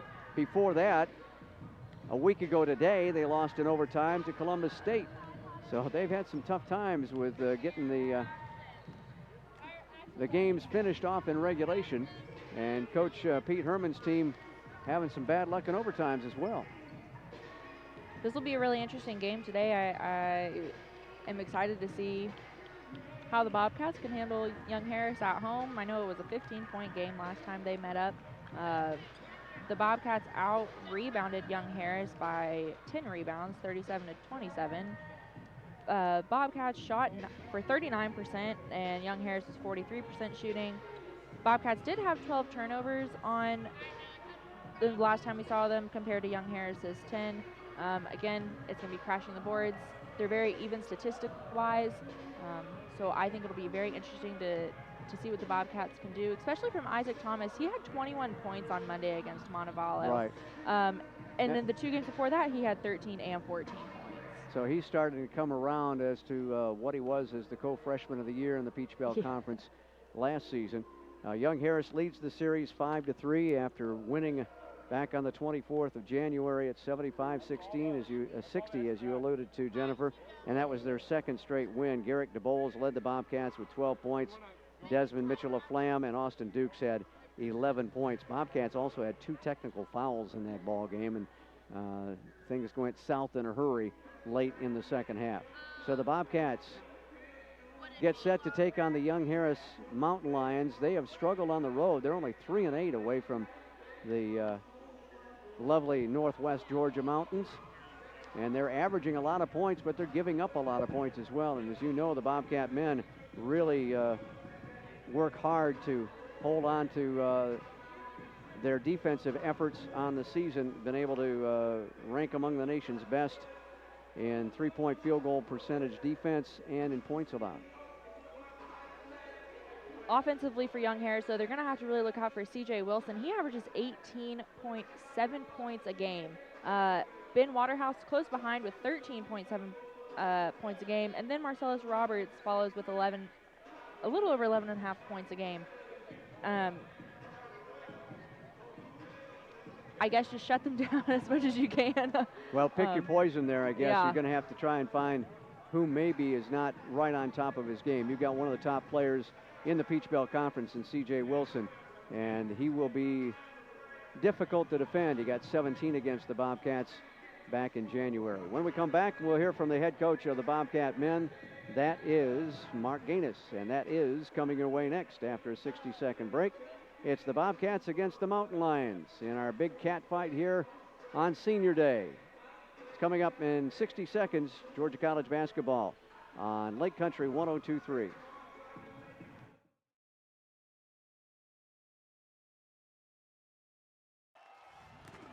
Think of the NCAA as a marching band. We wouldn't stop with halftime. We'd be full-time, celebrating student athletes in everything they do. Okay, so don't think of us as a marching band. Think of us as a spirit squad. Well, just know we're always there for student athletes. We often get the question, where does the money go? More than 90% of NCAA revenue supports 89 championships and more than 1,100 member schools that give $2.7 billion in scholarships each year. Look around you. There are more than 450,000 student athletes competing every year, succeeding on the field, in the classroom, and in life. Bottom line, we put our money where our mission is. Wednesday night ball game at Montevallo, close ball game at 64-61. We gave up 3 baskets to the leading scorer in the Peach Belt Conference in the last 2 minutes. Looked like we were in control for a while there, but just gave it up at the end. Yeah, give credit to Javante Douglas. He's one of the best players, if not the best player in the country. And I thought Coach Young made some nice in-game moves at the end of the game that really helped them win that game. And you know, we missed, I know we left 3 points off the board from free throws, missed free throw opportunities. We had 2 critical turnovers down at the end of the game. We have not lost many games when we were up 4 or 5 points with 3 minutes to go. And the backcourt violation, obviously, it kept us from running 30 seconds off the clock and a chance to score, possible offensive rebound opportunity to burn another 30 seconds off and a chance to score on that possession as well. And that was a critical error in that game. And, you know, we just had a lapse of good judgment, and that cost us the game. Well, I don't think we'll ever see Isaac Thomas hit 4 3-pointers in a ball game again, but maybe we will. Who knows? And he distributed that he does have that range. Yeah, I hope he hits 8 tonight. I hope he goes 8 for 12 from 3. I told him he's got the green light. You know, some guys have the green light, some guys have the yellow caution light, some guys have the red light, and that's just the way it is. That's how sports work out.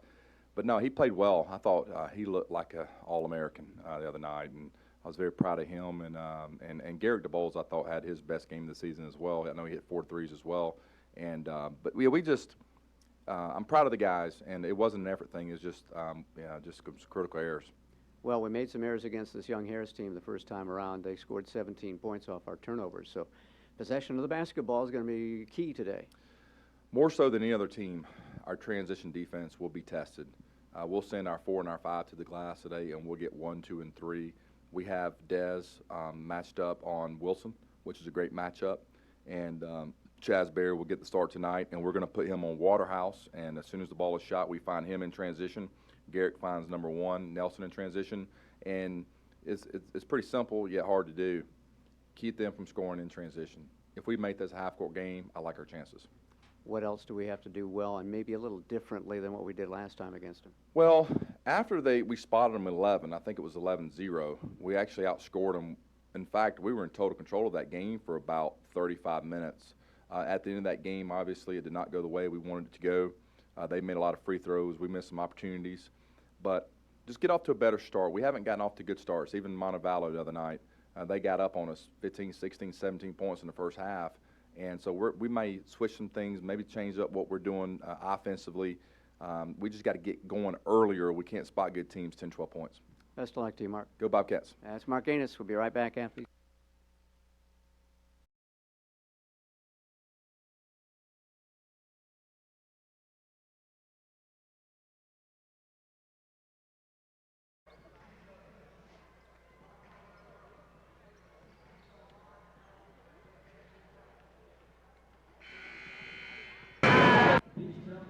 Sorry.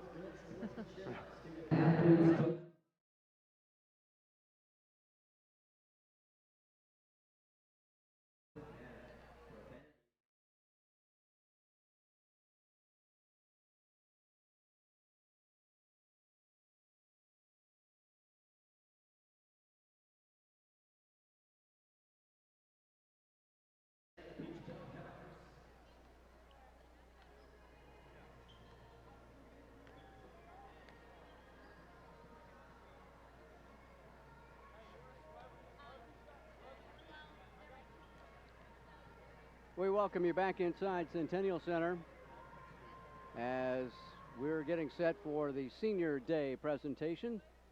And now let's go to our public address announcer. And that's Riley Williams this afternoon here at Centennial. The Georgia College Department of Athletics would like to recognize 7 Bobcat seniors for their dedication and effort towards the basketball programs over their respective careers. First, guard Ellie Fruit.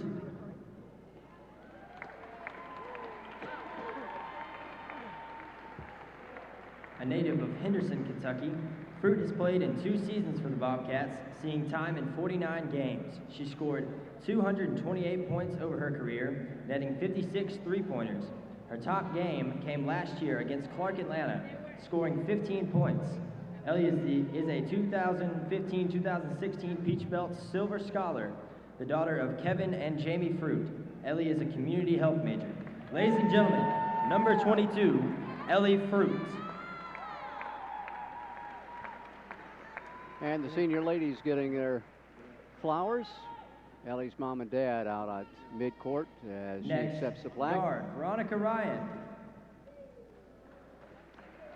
Waiting on getting the native pictures. of Clearwater, Florida, Ryan has played in 2 seasons for the Bobcats, seeing time in 49 games with 25 starts.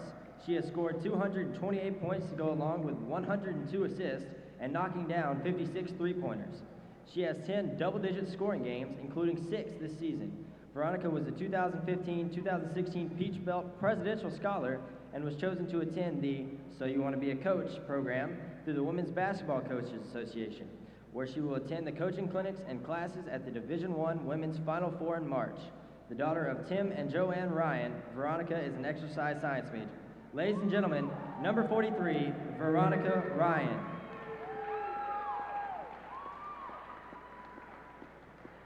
Next, we have guard Christina Thomas. A native of Augusta, Georgia, Christina is a 4-year member of the Bobcats, seeing time in 87 games with 17 starts. She has scored 75 points and tallied 124 assists. A member of the 2015-2016 Peach Belt All-Academic Team, Christina was a Peach Belt Silver Scholar in 2014 and 15, adding Gold Scholar honors in 2013 and 14. The daughter of Charlotte and Eddie Thomas, Christina is a double major in psychology and criminal justice. Ladies and gentlemen, number 4, Christina Thomas.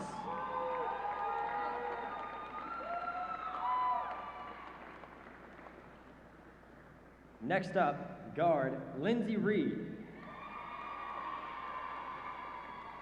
A native of Stockbridge, Georgia, Lindsay is a 4-year member of the Bobcats, seeing action in 87 games with 25 starts.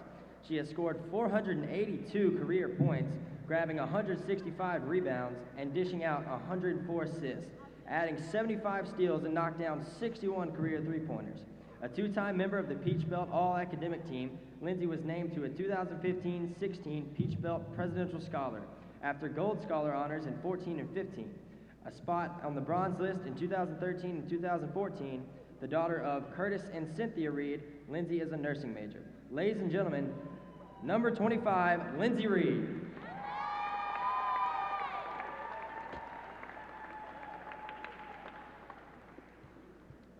Next up, guard Larice Walker.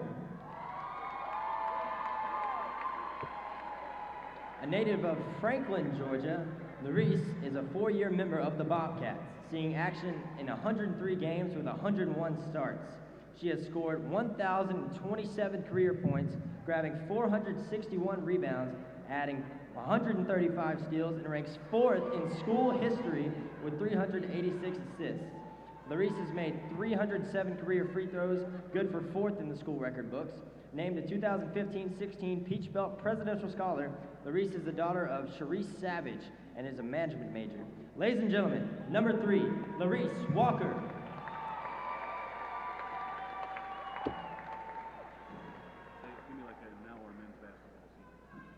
And now for the men's basketball seniors. First, guard Mark McCorkle. A native of Cumming, Georgia, Mark has played with the Bobcats for 2 years, seeing action in 41 games with 2 starts.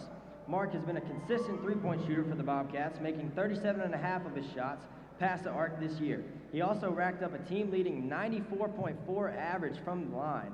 His best game came this season at Albany State, where he netted his career best, 19 points. That game also earned him a Bobcat Athlete of the Week honor in late November. This year, he had the honor of playing on the same team with his younger brother, Matt. Mark is a current member of the Student Athlete Advisory Committee, the son of Joe and Julie McCormick, and a business management major. Ladies and gentlemen, number 31, Mark McCorkle.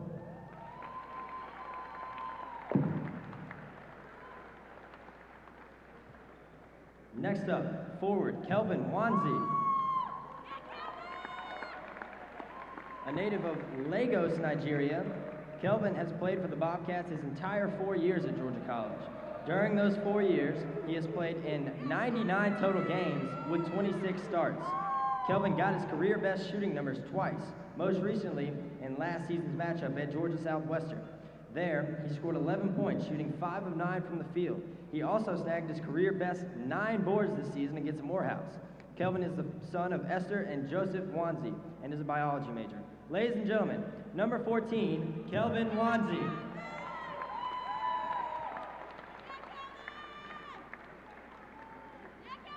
And ladies and gentlemen, one more time for the Bobcat seniors. So the seniors get their due, and congratulations for some of them. It's been a long 4, maybe even 5 years as red shirts. And for some, it's a second year with the program, but all of them have contributed a lot to the basketball program here at Georgia College.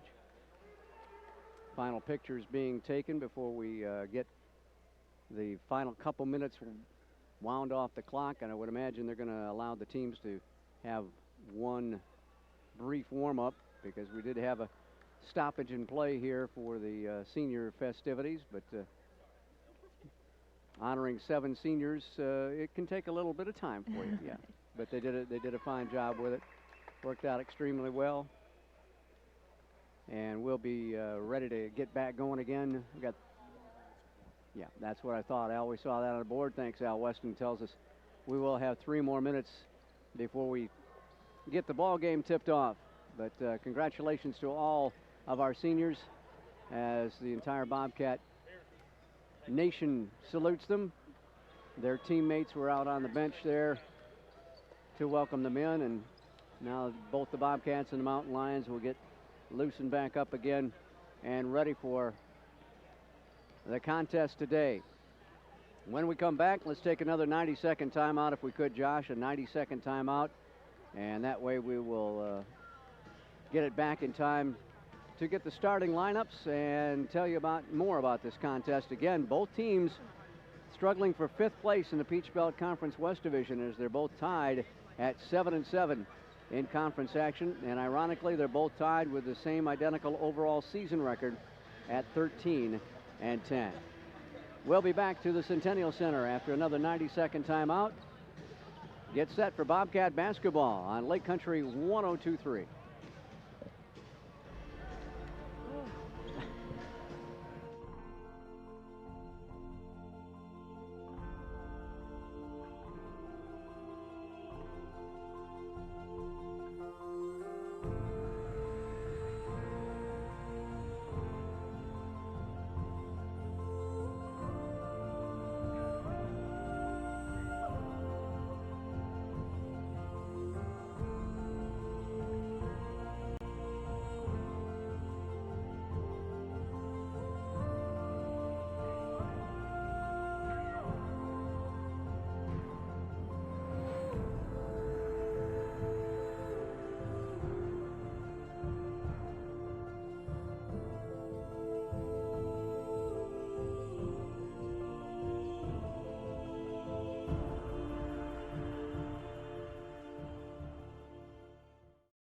We often get the question, where does the money go?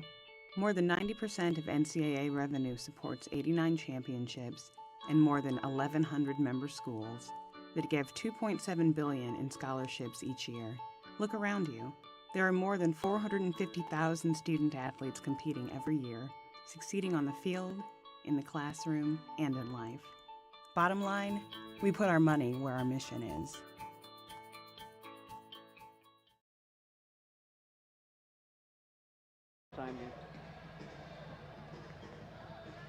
Under a minute to go before we get the national anthem again and the starting lineups as Georgia College squares off against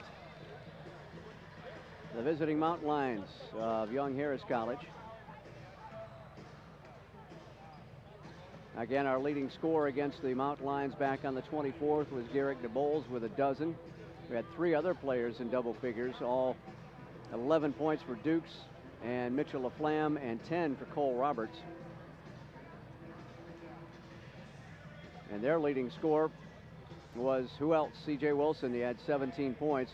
Wilson averages just under 19 a ball game. And get this on him, second in the conference last year and 14th in the nation in scoring. Of course, he was second behind our own Terrell Harris. Twice an all-conference player. He was all-region player from the D2 College Coaches Association, preseason all-conference as well. And this Young Harris team was picked to finish second in the Peach Belt Conference on the preseason coaches poll. So they've had some problems this year. As we said, they had a 4-game losing streak coming into today's action. Time now for our national anthem.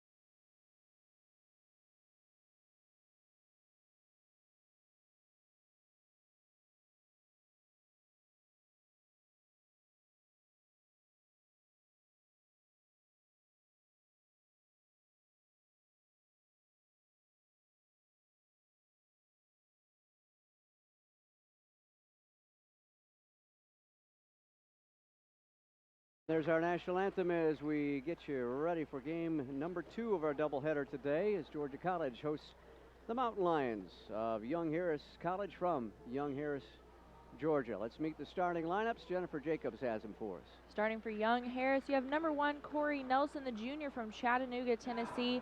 Number 2, CJ Wilson, the senior from Conyers, Georgia. Number 12, Bjorn Walker, the senior from Alpharetta, Georgia. Number 23, Ben Waterhouse, the junior from Victoria, Australia. And number 32, Marcellus Roberts, the senior from Knoxville, Tennessee.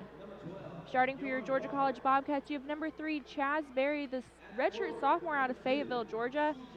Number 5, Garrick DeBoles, the redshirt freshman from Marietta, Georgia. You have number 10, Isaac Thomas, sophomore from Tryon, Georgia. Number 20, Desmond Mitchell LaFlamme, the redshirt junior from New Smyrna Beach, Florida. And number 32, Cole Roberts, your freshman out of Atlanta, Georgia. All right, Jennifer, thank you much. Bobcats looking to get a big game out of Isaac, as Thomas only had 8 points and 3 rebounds against Young Harris in the first go-around. That was with 27 minutes on the floor. Also had 3 turnovers, so hopefully of late, Mr. Thomas has really started to find a spark once again. Yeah, we've seen a lot of activity from him offensively. Last game against Montevallo, he had 21 points. In the two previous games before that, he had 14 and 13 points. PBC Freshman of the Year last year, played under his dad in Tryon, Georgia. So it must be that dad coaching. Indeed so. And Lanny helping us out on the broadcast away from Centennial, and we appreciate that with his assistance. Bobcats dressed out on the home white uniforms with the Bobcat blue numbers. They'll be headed left to right, or right to left, I should say, toward the north goal here in the first half of action. And the Young Harris Mountain Lions under Coach Pete Herman, dressed out in the road black uniforms, purple numbers trimmed in gold. They'll be headed left to right toward the south goal at Centennial.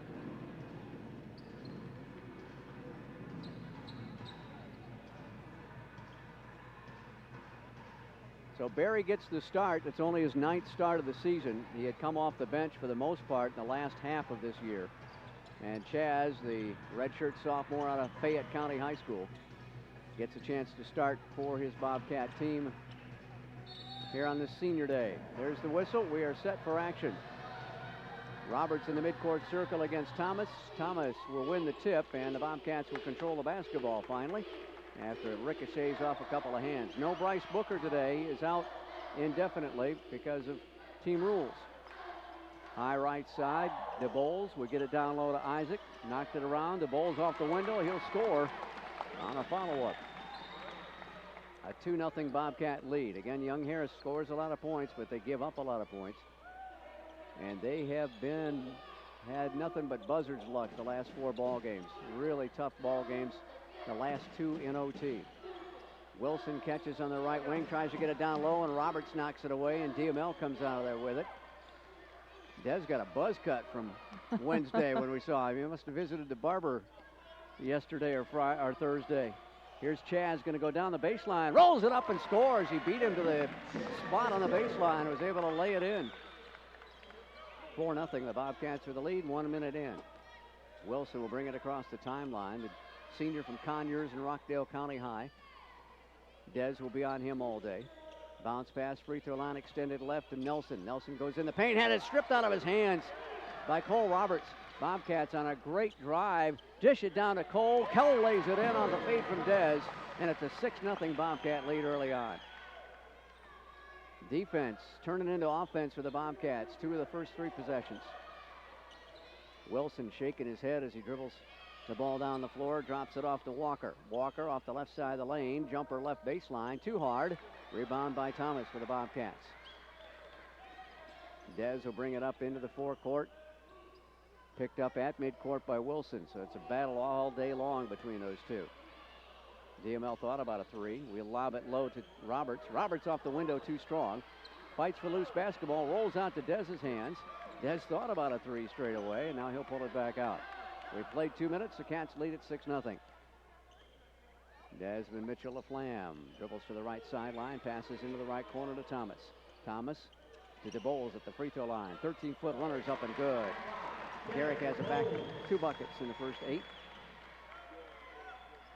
So he has half the points right now for the Bobcats. 2.5 minutes gone by. Bobcats with an 8-0 lead. Here's Wilson driving right of the lane. Floats one over Thomas and missed it. Garrick DeBoles got the rebound. He just took it right up against Isaac and tried to fly it over his hands. Bobcats will slow it down. Bobcats only average 65.5 points a ball game, but they give up less than 64.